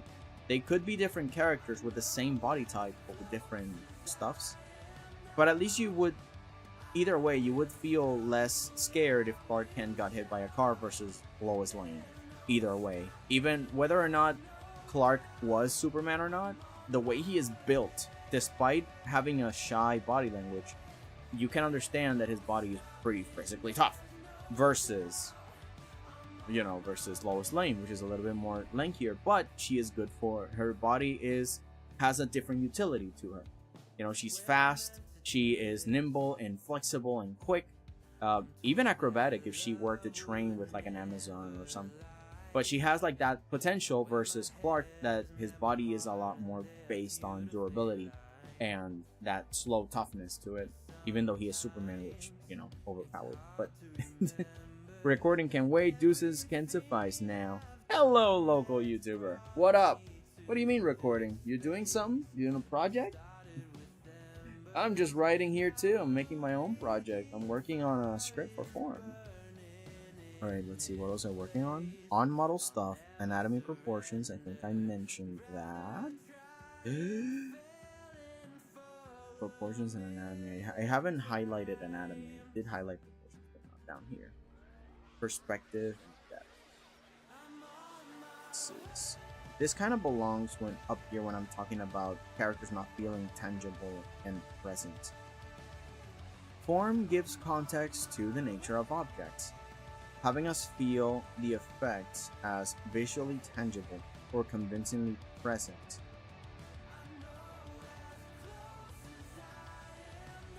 If a character lifts a heavy box, both the character and box must feel solid and intentional.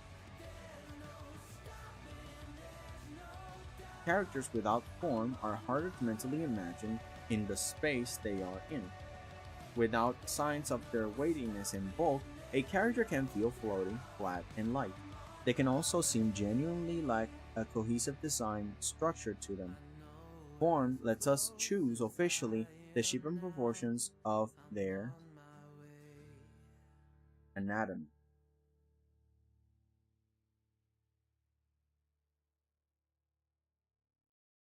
Also, Control B it. It is the importance of character model sheets to describe the durability of a character based on their body's construction, amongst others. A cast of characters' bodies hold different utilities, limits, and resistances that can be seen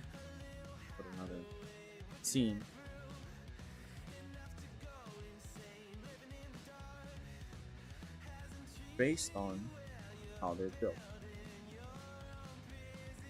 Okay, I think this adds all that I can say about why is it important.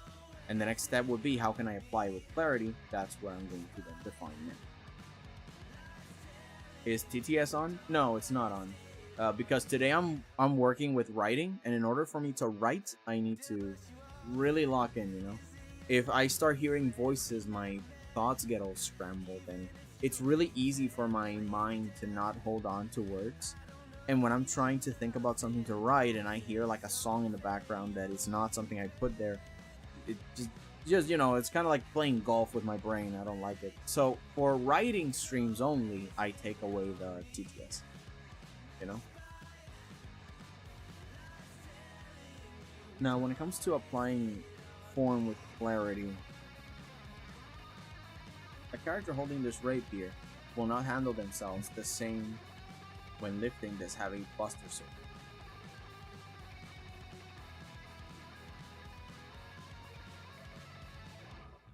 Okay, oh right, because I wanted to put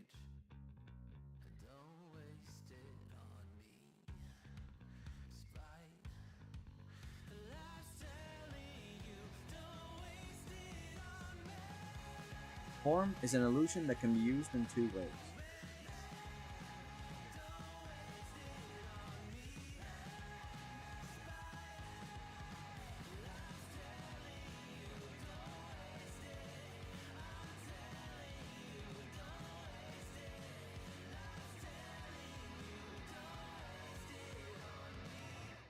The first, as you've noticed, is the illusion of 3D.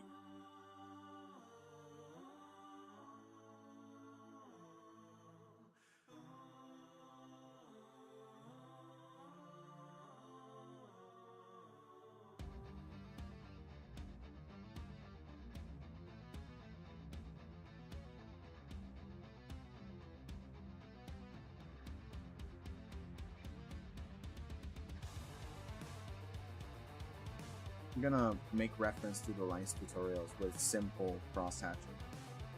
Like we started with simple shading, like we studied in the lines tutorial. And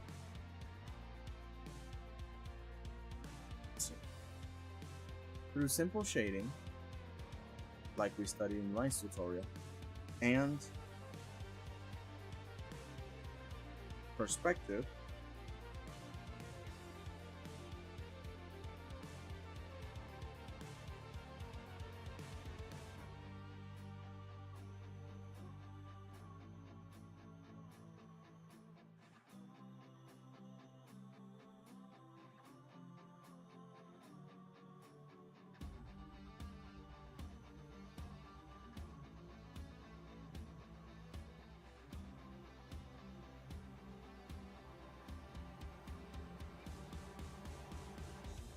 like the cross-hatching in the lines tutorial, and perspective.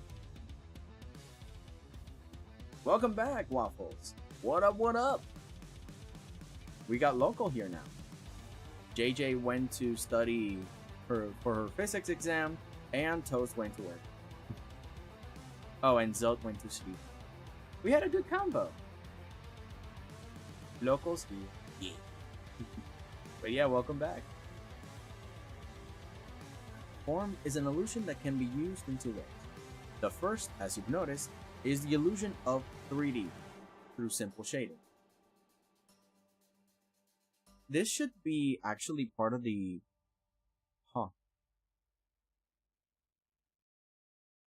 Wait. Can this just be also part of the introduction?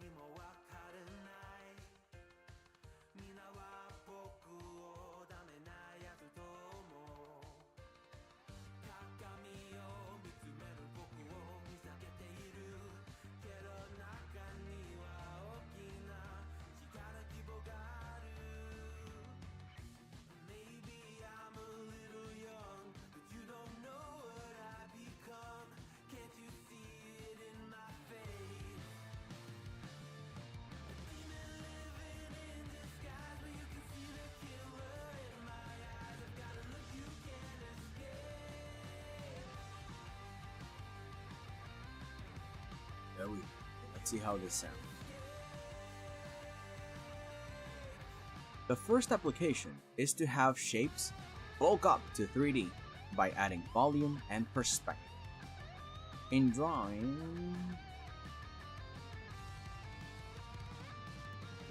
when you take simple shapes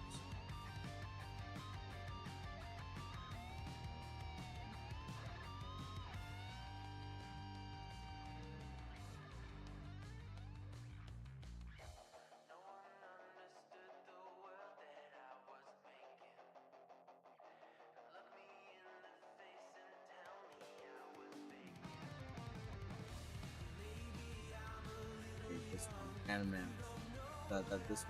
This whole part about math is the second part. You should do a short on what to do if people look through your sketchbook. It just really depends. What do you have on your sketchbook, and also how confident are you? Because maybe there's nothing bad in it, but maybe you're just shy. So there's not really a good answer, right? You can, you have the right to not have anybody look at your sketchbook, but at the same time, you can also just let people see it. So depending on your confidence, because maybe you have whatever on your sketchbook, right? But then you have the confidence to present it. It's like power play. Yeah, I did that. What's up? But some people are so shy that even if there's nothing crazy in there, they don't want to show it. And even if there is some crazy cool stuff in there, like, oh my god, you rendered an entire valley with shading and stuff, they don't dare to show it. They're super shy. So I don't know what to do if somebody looks through your sketchbook. I guess it depends on the person.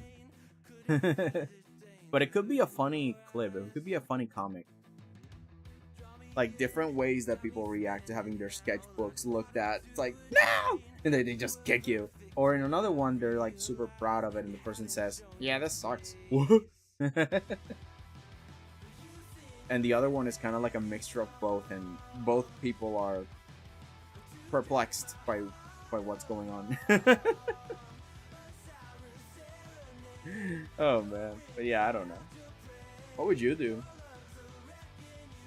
The first application is to have shapes bulk up to 3D by adding volume and perspective.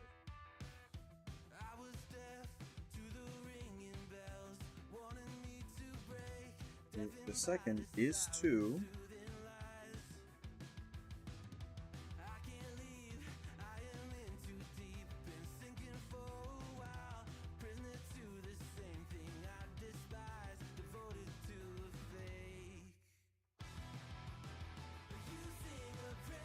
más y menos si podemos illustrate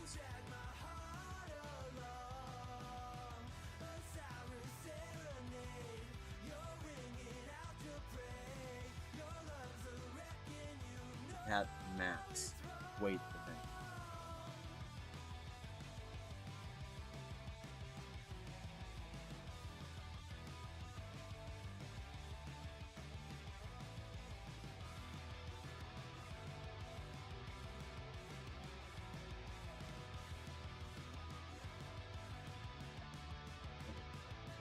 Form is the first illusion you learn to create, and it can be made in two ways. The first application is to have shapes bulk up to 3D by adding volume and a place in space through perspective. The second is to illustrate the object as if it had mass, weight of energy. In animation, forms are meant to show how gravity affects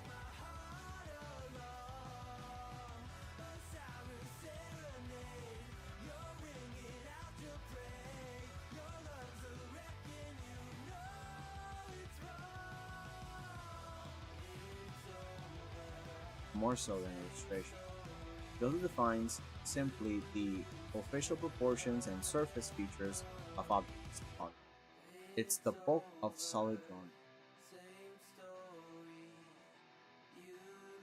And solid drawing is what we've been talking about through, or at least the first batch of tutorials that I'm gonna make are all gonna be based on solid drawing. They're gonna be like the first category. The next category is just rendering, which involves coloring, shading, texturing, special effects, anything that is secondary. But the first part that people should understand is how to work with lines, work with form, work with perspective, etc. So in this case, we're still on solid drawing, and form is a very heavy powerhouse behind solid drawing. Also, who is the dog? Well, before the stream started, 𝐲𝐿𝐿𝐿𝐴𝐺𝐻𝑆 left me a message that, let me see if I can find it. It's way at the top. It's at the beginning. This is what 𝐲𝐿𝐿𝐴𝐺𝐻𝑆 wrote.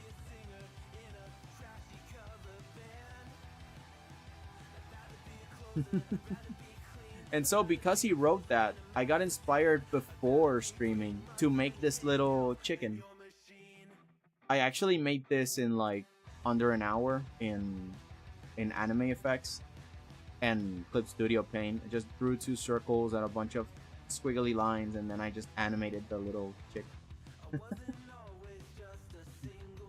It's a little it's a little clumsy and silly, but I figured that the joke could be worth the while. Then I'm here, like, at the beginning, you see me going like, who left this here? What the?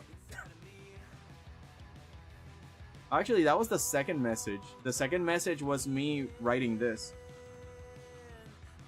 This is what I wrote immediately after. It was funny. Who left this chicken here? Let me actually take a screenshot, and then I later can add it as a context.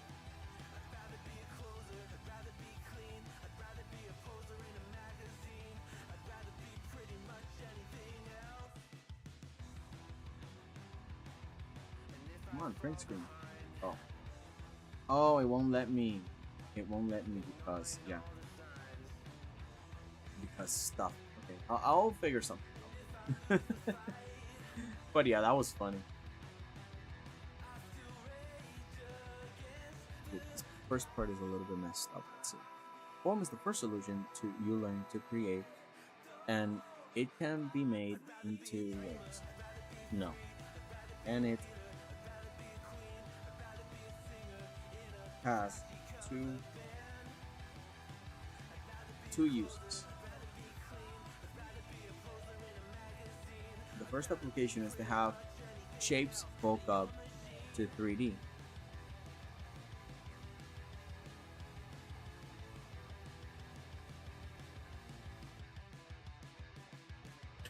To seem 3D by adding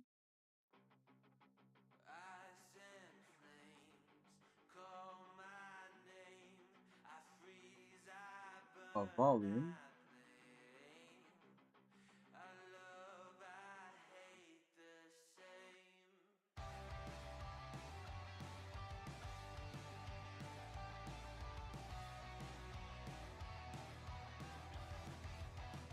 sense of scale through volume, and a place in space through perspective.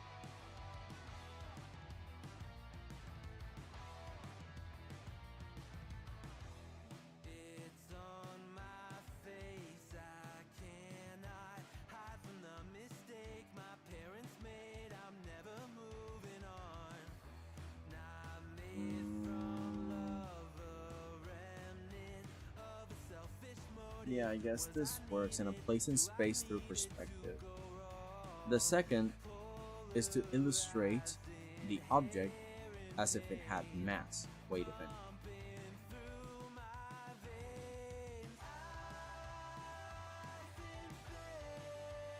To illustrate the effects of an object as if it had mass. In animations, forms are meant to show how gravity affects objects, more so than illustrations. It also defines simply the official proportions and surface features of objects, topography. It's the bulk of color. Yeah, I think this one works. And then if we jump to how is it applied with clarity, I can take away this thing about the 2 ways or whatever, because this serves as a context for everything else. Because that way, because I'm kind of talking about it in mixed company here on the why is it important. But now when we're talking about clarity, I can split them up again and talk about each individual one. Waiting for the local YouTuber, and this is Collaborator. Just me playing Pizza Tower at 1 frames per second. You wouldn't know what FPS means.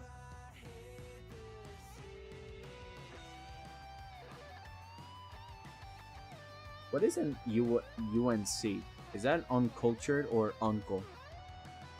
I've always thought that it was uncle. You wouldn't know what FPS means. No! Alright, let's see. How's it been applied with clarity? Function originally can be used for fake, personal, to be simple.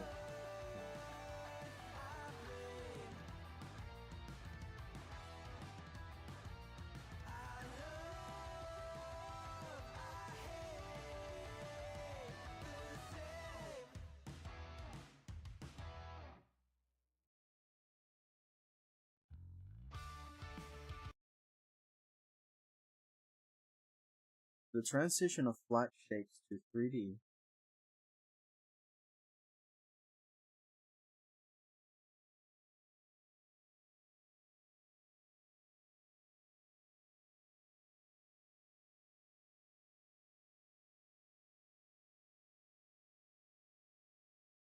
involves a mix of simple shading, like cross-hatching in the tutorials, and perspective.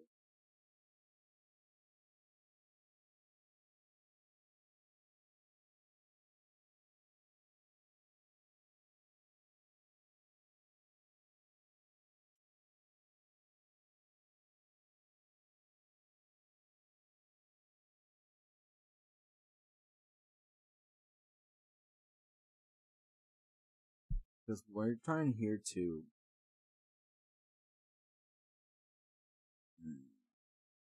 this is the same way that light and shading defines texture. It can also define the shape of an object. Because right now I have like a fruit in front of me. I have a pear. The pear does not have any lines that let me know that it is 3-dimensional. But through the shading, I can sort of understand that this is a 3D form. And looking at it from the top, it's got like that pear shape. It's round if I look at it from the top, and from the bottom, it's like a round shape. But if I look at it from the side, it's got the pear shape, but I don't see the front side unless I look at how the light curves around the form. So in a way, lighting also defines the proportions, the 3-dimensional space and volume this object has without me having to touch it. I mean, of course, I grabbed it in my hand and moved it around, as if you guys could see. But just by looking at it, it can give you enough context clues. And even the shadow that it's falling upon it from my hand gives it that curvature that lets me know that it has a very specific topography. So how am I going to explain this in a very simple way?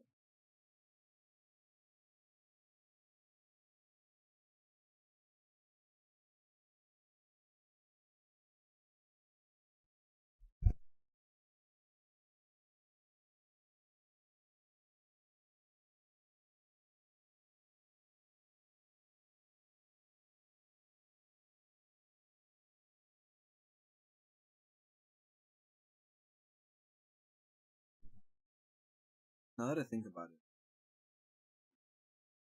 I could...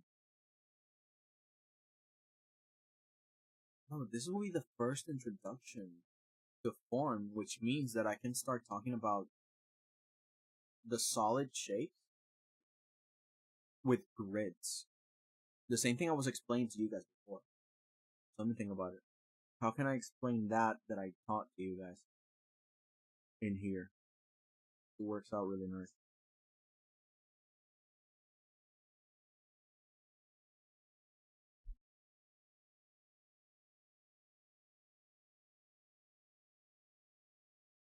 I could make on the shapes tutorial. Let me scroll up. Because it's talking about the breakdown, it's talking about golden ratios and measurements.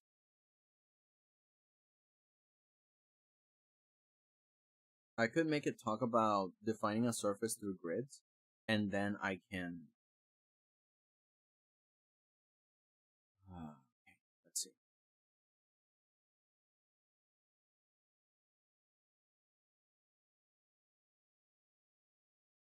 Simple shading, crosshead, and perspective.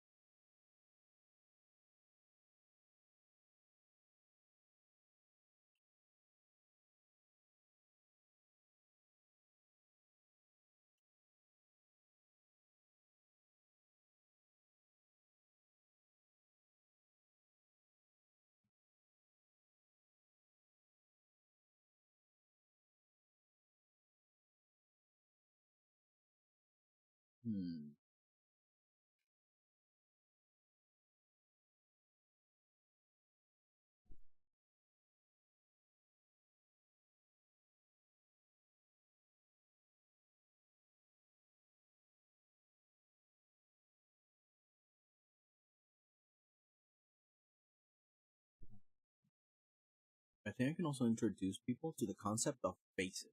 In Blender, there is the idea of faces. Every square in a grid around an object or in an object is a face, or at least the direction that the face is looking at, it's also called a normal. Of course, I'm not gonna use all the Blender terminologies, but at least the idea of the face, I think, can be very useful here.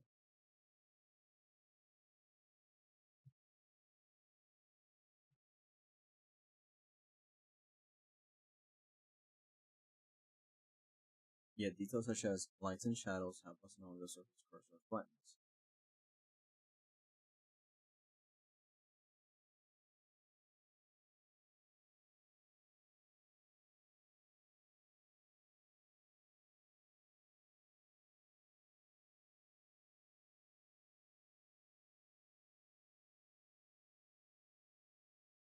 Bending to wrap around.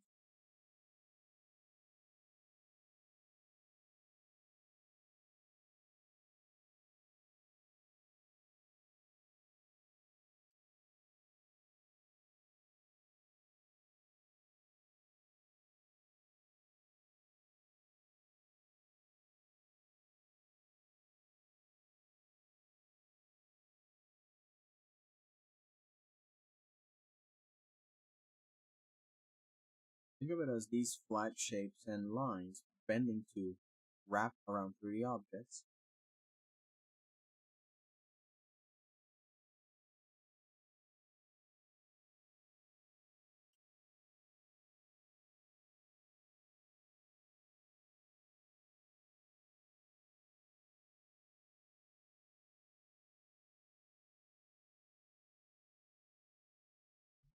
There you go.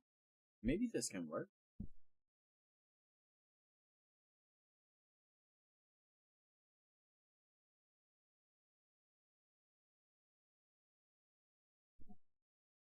I mean, who doesn't use Blender? Yeah, okay. Yeah. Let me show you real quick. Because it's not a hard concept. But because I'm going to use footage of Blender to kind of showcase what I'm talking about. Come on, Blender, turn on. I need you, buddy. Wake up.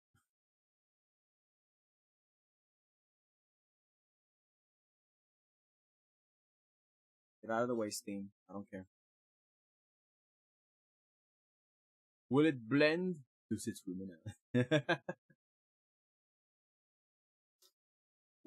it blend?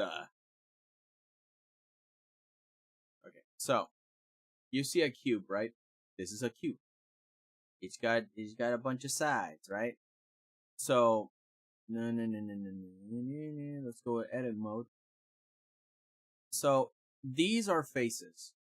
See this thing at the top? That's a face. This thing over here? That's another face. This thing over here? That's another face. Now, this thing over here is an edge. This is an edge. This is an edge. This is an edge. This is an edge.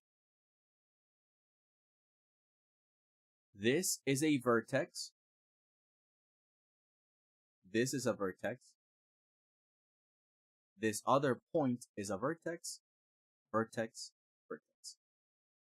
Edges are made out of two vertices. And faces are made out of multiple vertices.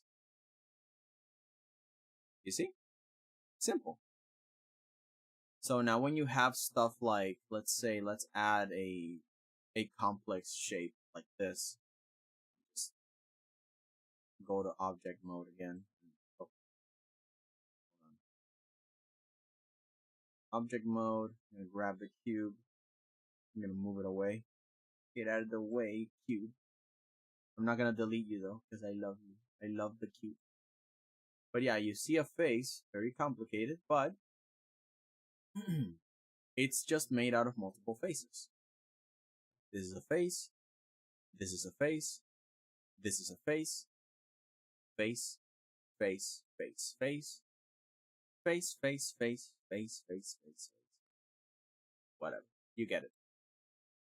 So when we're talking about form, we're kind of talking about imagining flat things such as squares, rectangles, triangles, or whatever, and imagine it wrapped up around a complex shape to form a, form 3D object.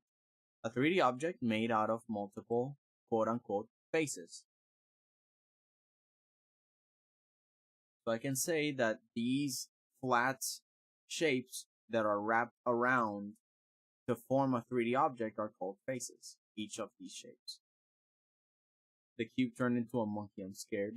No, the cube is over here. Don't worry.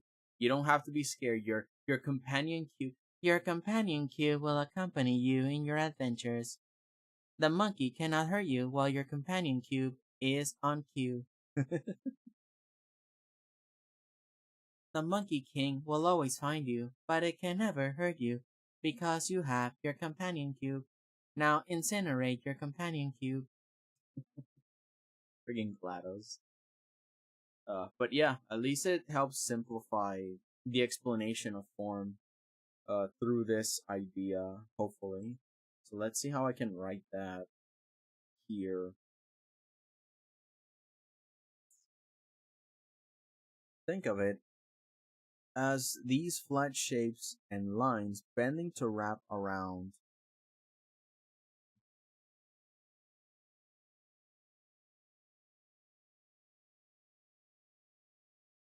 the objects.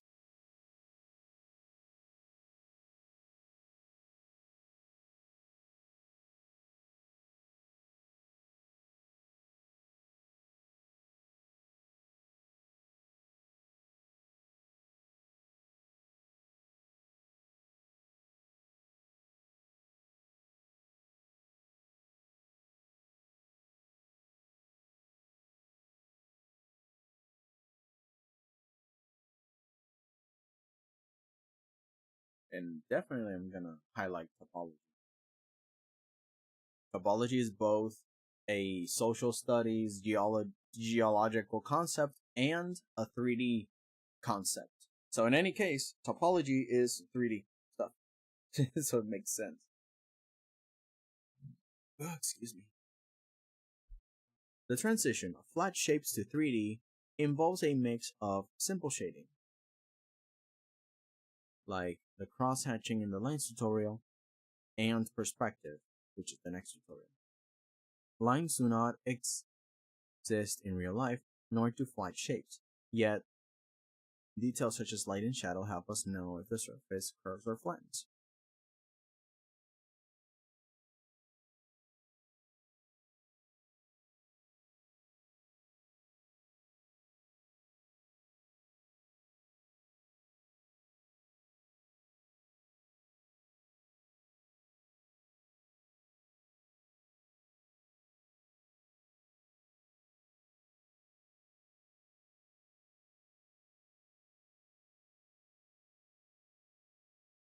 Plus, in flat shape, yeah, details such as light and shadows help us know the surface curves or flattens.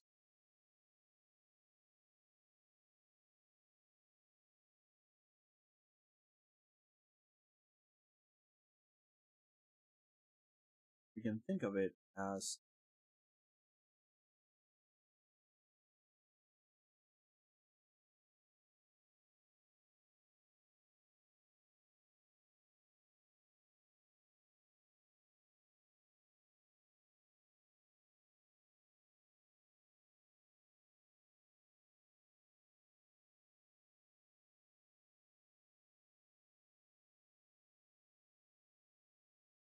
we can use this idea and think of the surface made out of these flat shapes and lines, bending to wrap around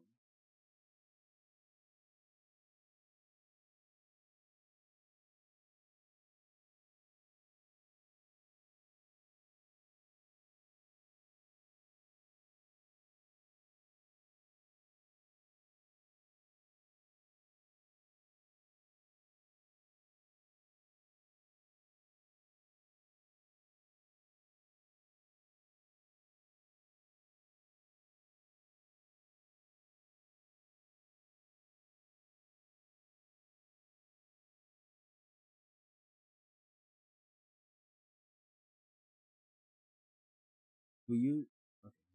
Lines do not exist in real life, nor do flat shapes. Yet details such as light and shadow help us.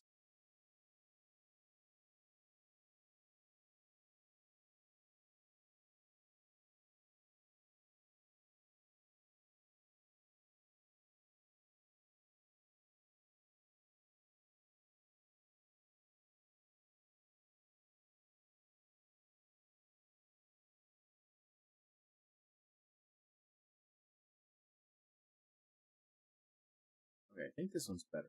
Lines do not exist in real life, nor do flat shapes. Yet details such as light and shadow help us see marks on the surface. See marks.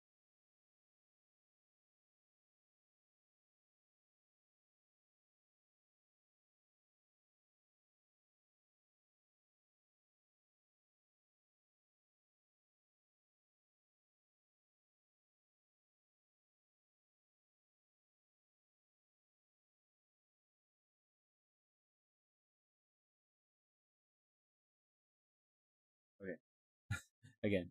Lines do not exist in real life, nor do flat shapes. Yet such details, Yet details such as lights and shadows help see marks that show if a surface curves or flattens.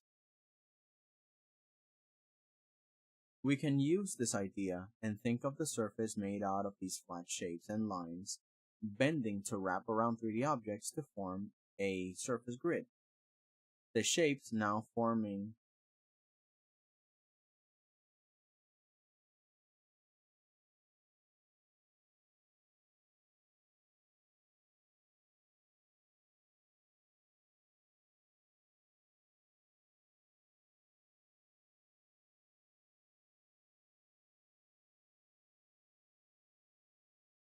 Alright everyone, I gotta go. Sorry if I never said anything, just had the stream in the background while working on my character concepts for my short animation I'm making. Hope you'll have a good day. Take care, Sir Frog Beans. It was a pleasure having you around.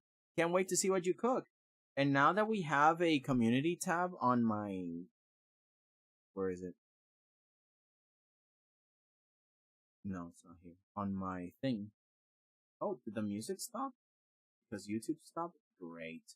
But we have community posts now, so you can go into my profile and post stuff there. Yeah. If you have anything artistic and you want to show it off and share it, then there you go. See ya. Back to this. We have like 10 minutes. We can use this idea to think of the surface made out of these flat shapes and lines bending to wrap around 3D objects to form a surface grid. The shape now forming this grid can reveal its topology.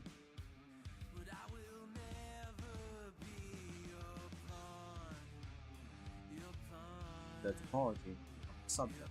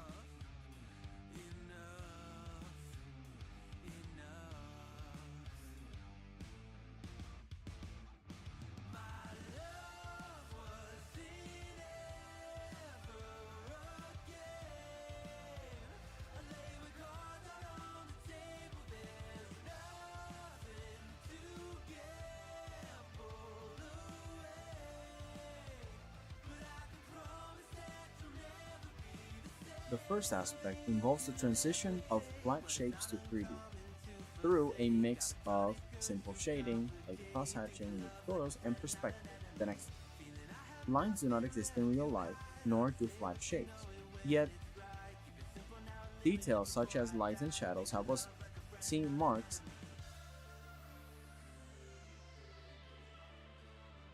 that show if a surface curves or flattens.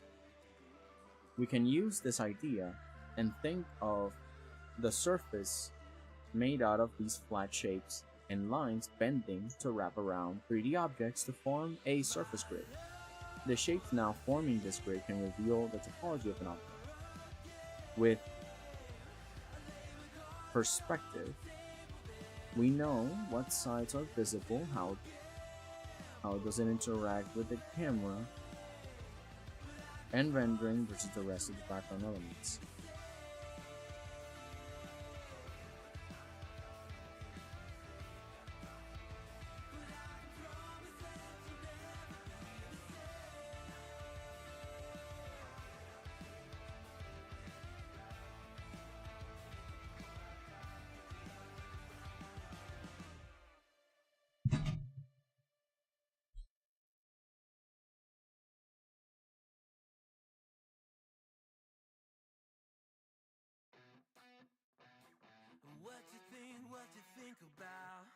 The second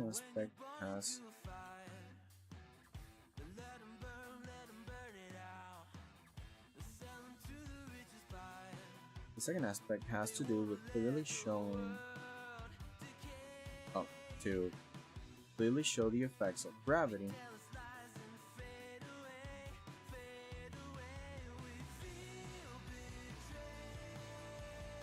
among and force. I was gonna say pressure or tension, but force is kind of like more open, because there's also like if you grab an object and squish it, there is one that you torque it, there's one where you stretch it or squeeze it or toss it and kick it. You know that there's multiple forms of force acted upon objects, and it bends the object in different ways. So I think besides gravity, forces. Alright, I'll check that out. I might show some of the work I've done there or in the Discord. Oh yeah, if you're in the Discord, you can just do it there too. My brain is not braining right now. How do Blender work? It's so complicated. More pizza, life ruined. I mean, Blender is an entirely different universe, but the idea that I'm using is as an example of how do you visualize objects.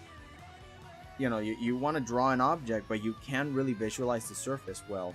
If you see an object in front of you, any object, a ball, a pear, a cup, and you put your hand over it until it casts a shadow, you will notice that the shadow wraps around the object. It kind of holds it, like it touches it, and you can see that marking of light and shadow. But I mean high contrast, not like blurry shadows. I mean like strong shadows. You can see and notice how the light and the shadow bend around the object, and you can see the topology, right?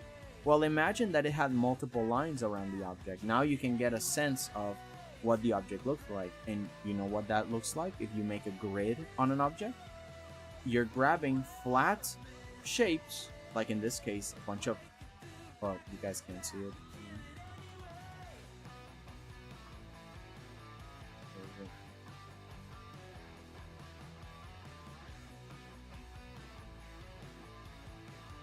There you go. So you got flat shapes such as these squares wrapped around each other, and they make a cube. But in reality, it's just a bunch of squares. It's flat shapes, right? The same thing with this monkey. This monkey head is just a bunch of shapes and squares and triangles. But when they wrap around and hold themselves together, they form a 3D object. It is kind of like the trick of making a cube with a piece of paper. You make like that cross T with a bunch of squares, and then you glue them together. Well, it's the same thing here. Of course, this topology is a lot more complicated. But all of these faces are just simple flat shapes. Same thing with this cube. And it's the same concept when I'm writing here, that the first aspect involves the transition of flat shapes to 3D. And the lines do not exist in real life, nor do flat shapes, yet details such as lights and shadows helps see marks that show the surface curves or flattens. We can use this idea and think of the surface we made as a flat shapes and lines bending to wrap around 3D objects to form a surface grid. The shapes now forming this grid can reveal the topology of the subject. With perspective, we know what sides are visible, how does it interact with the camera, and rendering versus the rest of the background elements, etc. Or let me see.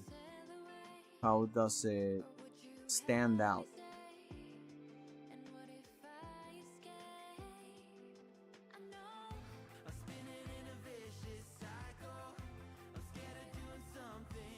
There you go. Standing out, I think it's the right word, because when objects are flat, they're kind of lost in the background, but when they are standing out, they bulk up, they take space, and you can notice it.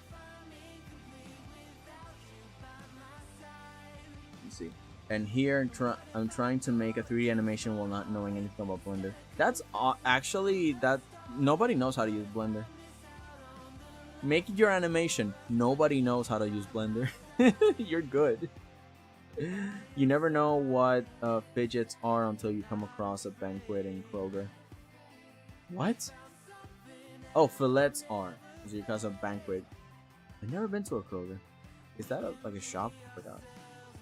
Finally, I'm your #1 fan for so long. #1, I mean.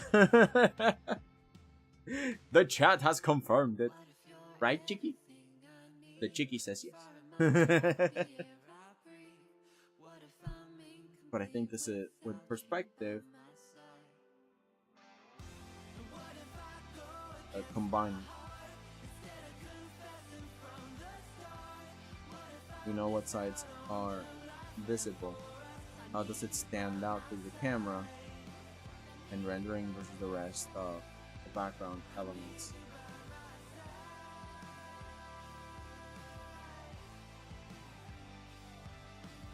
Not seen flat.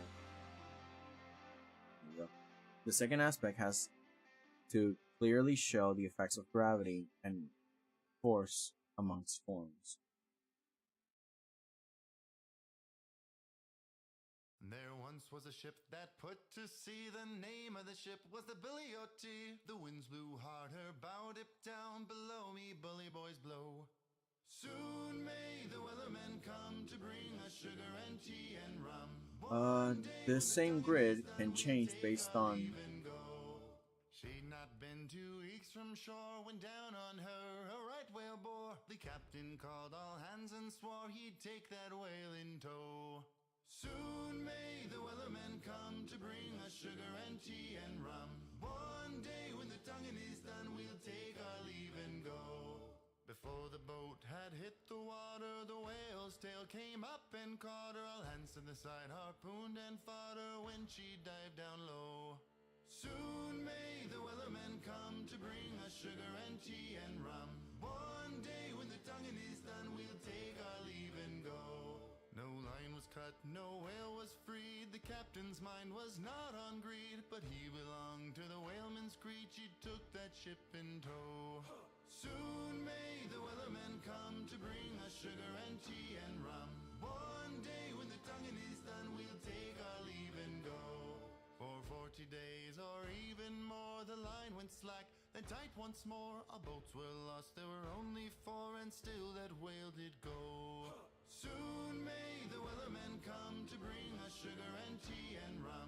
One day when the tonguing is done, we'll take our leave and go.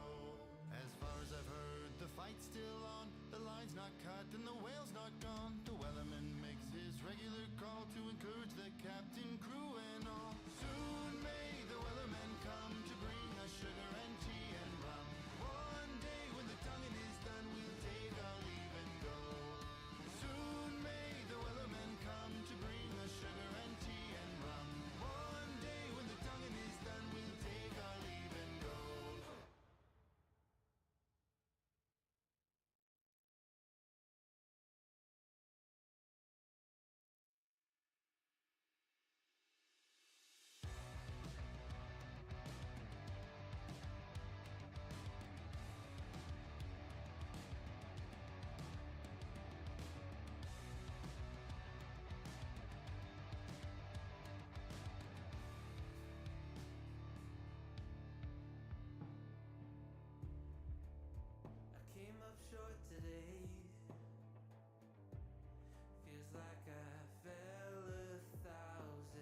I'm thinking like, what examples can I put visually when I make the video itself?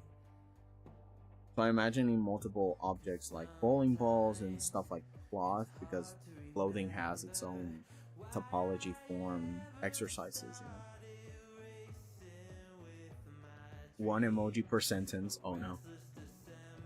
Well, our man, this is time, must go. See you on Monday. Okay, local, have a good one, take care. Happy to see you stopping around. Keep working, you got this, bye.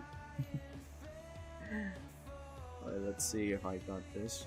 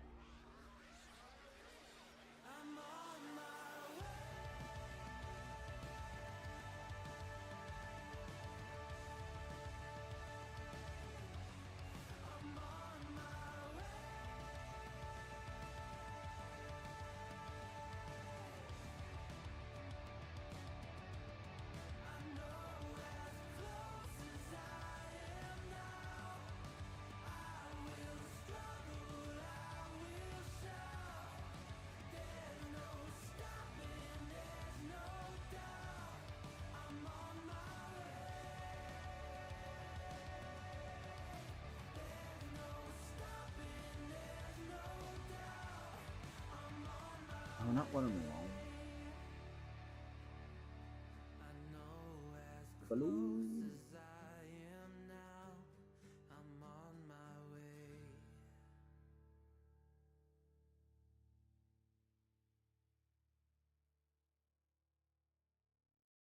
Transition of flat shapes to 3D. Living every day in your head for free. You can tap away, but I will not hear you scream. You can break the keys, spread your toxicity, your world outside reality. In your room, a little hideaway, but you let it through. Enough to go insane, living in the dark. The first aspect involves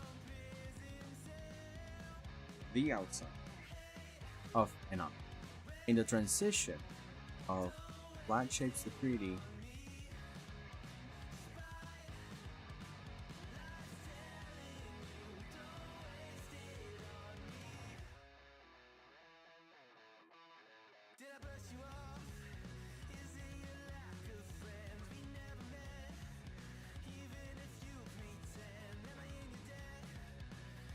through the transition of flat shapes to 3D,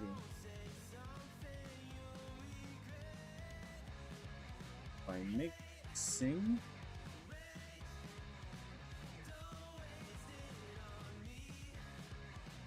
simple shading and perspective. The second aspect has to clearly show the effects of gravity or form.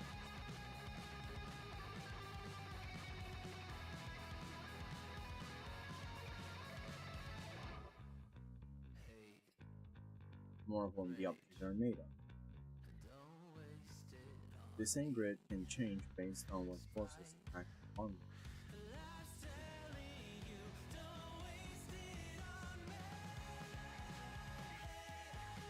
Can change based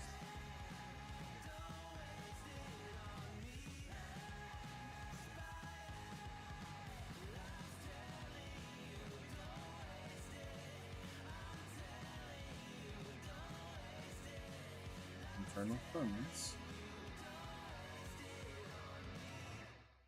and what forces act upon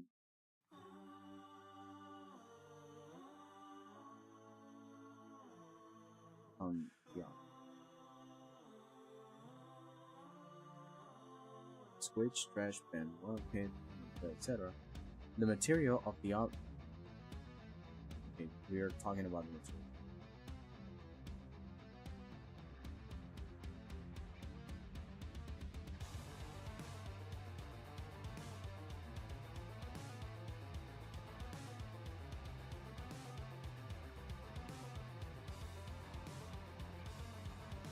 It is like a bowling ball,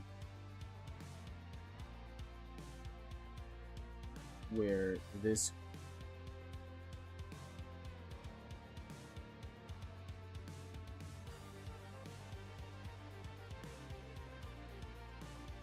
would shatter instead of bend, versus a water balloon that bends before shattering.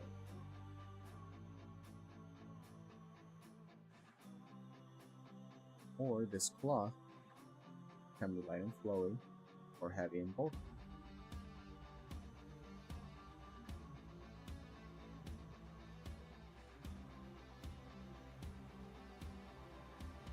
Moves.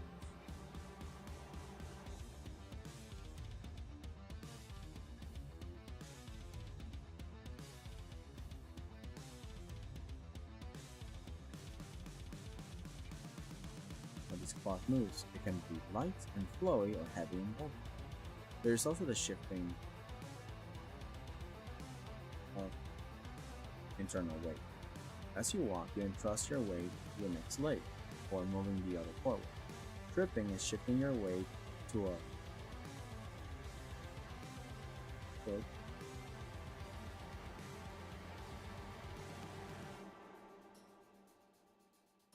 edge.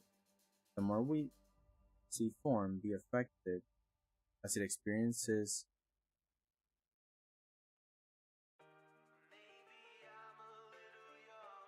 and forces, believably, the better the illusion will feel that they are solid and have presence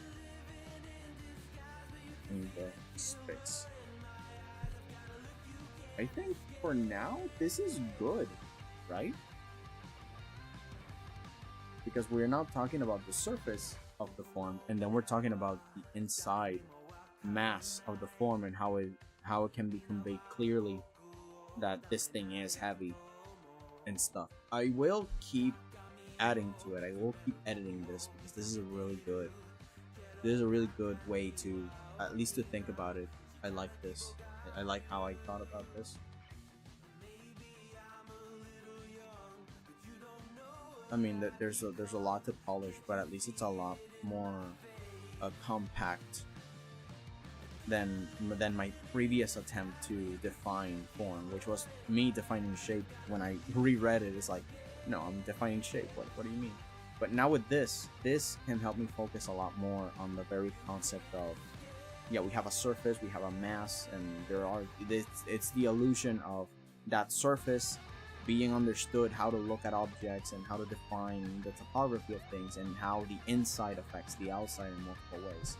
Both the object itself, depending on how firm it is, versus other forces that make it probably squish, stretch, or maybe just land there really toughly and leave a crater because they refuse to yield to the forces of reality. In any case, I like this. Maybe it stops here. This is like extra. I gotta erase and stuff, but I think this is good. So let me see if let me see how much time this crude version, because this is a crude version. Let me see how much it takes for me to read the whole thing, as it's tradition with these. Form. What is it? Form is the first illusion you learn to create, and it has two uses. The first application is to have shapes bulk up to seem 3D by adding a sense of scale through volume, and place in space through perspective. The second is to illustrate the effects of an object as if it had mass, weight if any. In animation, forms are meant to show how gravity affects objects, more so than illustration. It also defines simply the official proportions and surface features of objects, topology. Gotta change that. It's the bulk of solid drawing. Why is it important? Form gives context to the nature of objects, having us feel as the effects as if visually tangible or convincingly present. If a character lifts a heavy box, the character and box must feel solid and in tension. Characters without form are harder to mentally imagine in the space they are in. Without signs of their weight and bulk, a character can feel floaty, flat, and light. Also, they can be seemingly lacking in cohesiveness in design structure. Forms let us choose officially the shape and proportions of their anatomy. It is the importance of character model sheets to describe the durability of a character based on their body's construction, amongst others. A cast of character bodies hold different utilities, limits, and resistances that can be seen based on how they're built. How has it been applied with clarity? The first aspect involves the outside of an object through the transition of flat shapes to 3D by mixing simple shading, like cross-hatching in the lines tutorial, and perspective, next tutorial. Lines do not exist in real life, nor do flat shapes. Yet, details such as lights and shadows help see marks that show if a surface curves or flattens. We can use this idea to think of the surface we made out of these flat shapes and lines bending to wrap around 3D objects to form a surface grid. The shapes now forming this grid can reveal the topology of an object. Combined with the perspective, we now know what sides are visible, how does it stand out through the camera, and rendering versus the rest of the background elements to not seem flat. The second aspect has to clearly show the effects of gravity and force amongst forms, based on what the objects are made of. Now this same grid can change based on its internal firmness and what forces act upon the object. Squish, stretch, bend, warp, shear, slice, hit, inflate, deflate, etc.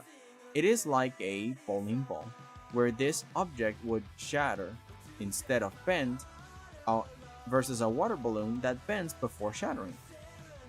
Or how this cloth moves. It can be light and flowy, or heavy and bulky. There's also the shifting of internal weight. As you walk, you entrust your weight to the next leg, before moving one forward. Tripping is shifting your weight to a foot that can't catch it. The more we see form affected as it experiences weight and forces believably, the better the illusion will feel that they are solid or have presence in space. Okay, that is 3 minutes and 50 seconds, so it's like a minute over. There is definitely material that I can cut from this, but it's not bad to be only a minute over. I am very happy with this. Okay. Well, I guess that's it for today. Thank you so much for watching, everyone. It might be a boring show to see just a bunch of writings and talking and yapping, but I believe that we can learn a lot because we're talking about concepts that are theoretical, things that make up the very essence of what is art and how to make yourself a better artist. And sure, it is boring, to go into the nitty-gritty detail. But hopefully, to those that were here, to those that are listening, you can at least learn a little bit of something new. And by the time that I have these tutorials up, they might be a lot more useful, a lot more full of illustrations, and a lot more examples and all that cool stuff.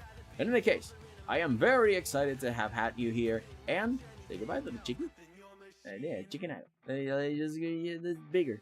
There you go. Look at this little guy. Yeah, you. Yeah, I'm talking about you. Yeah, come on, show him. Show him, come on. Aw, you're shy.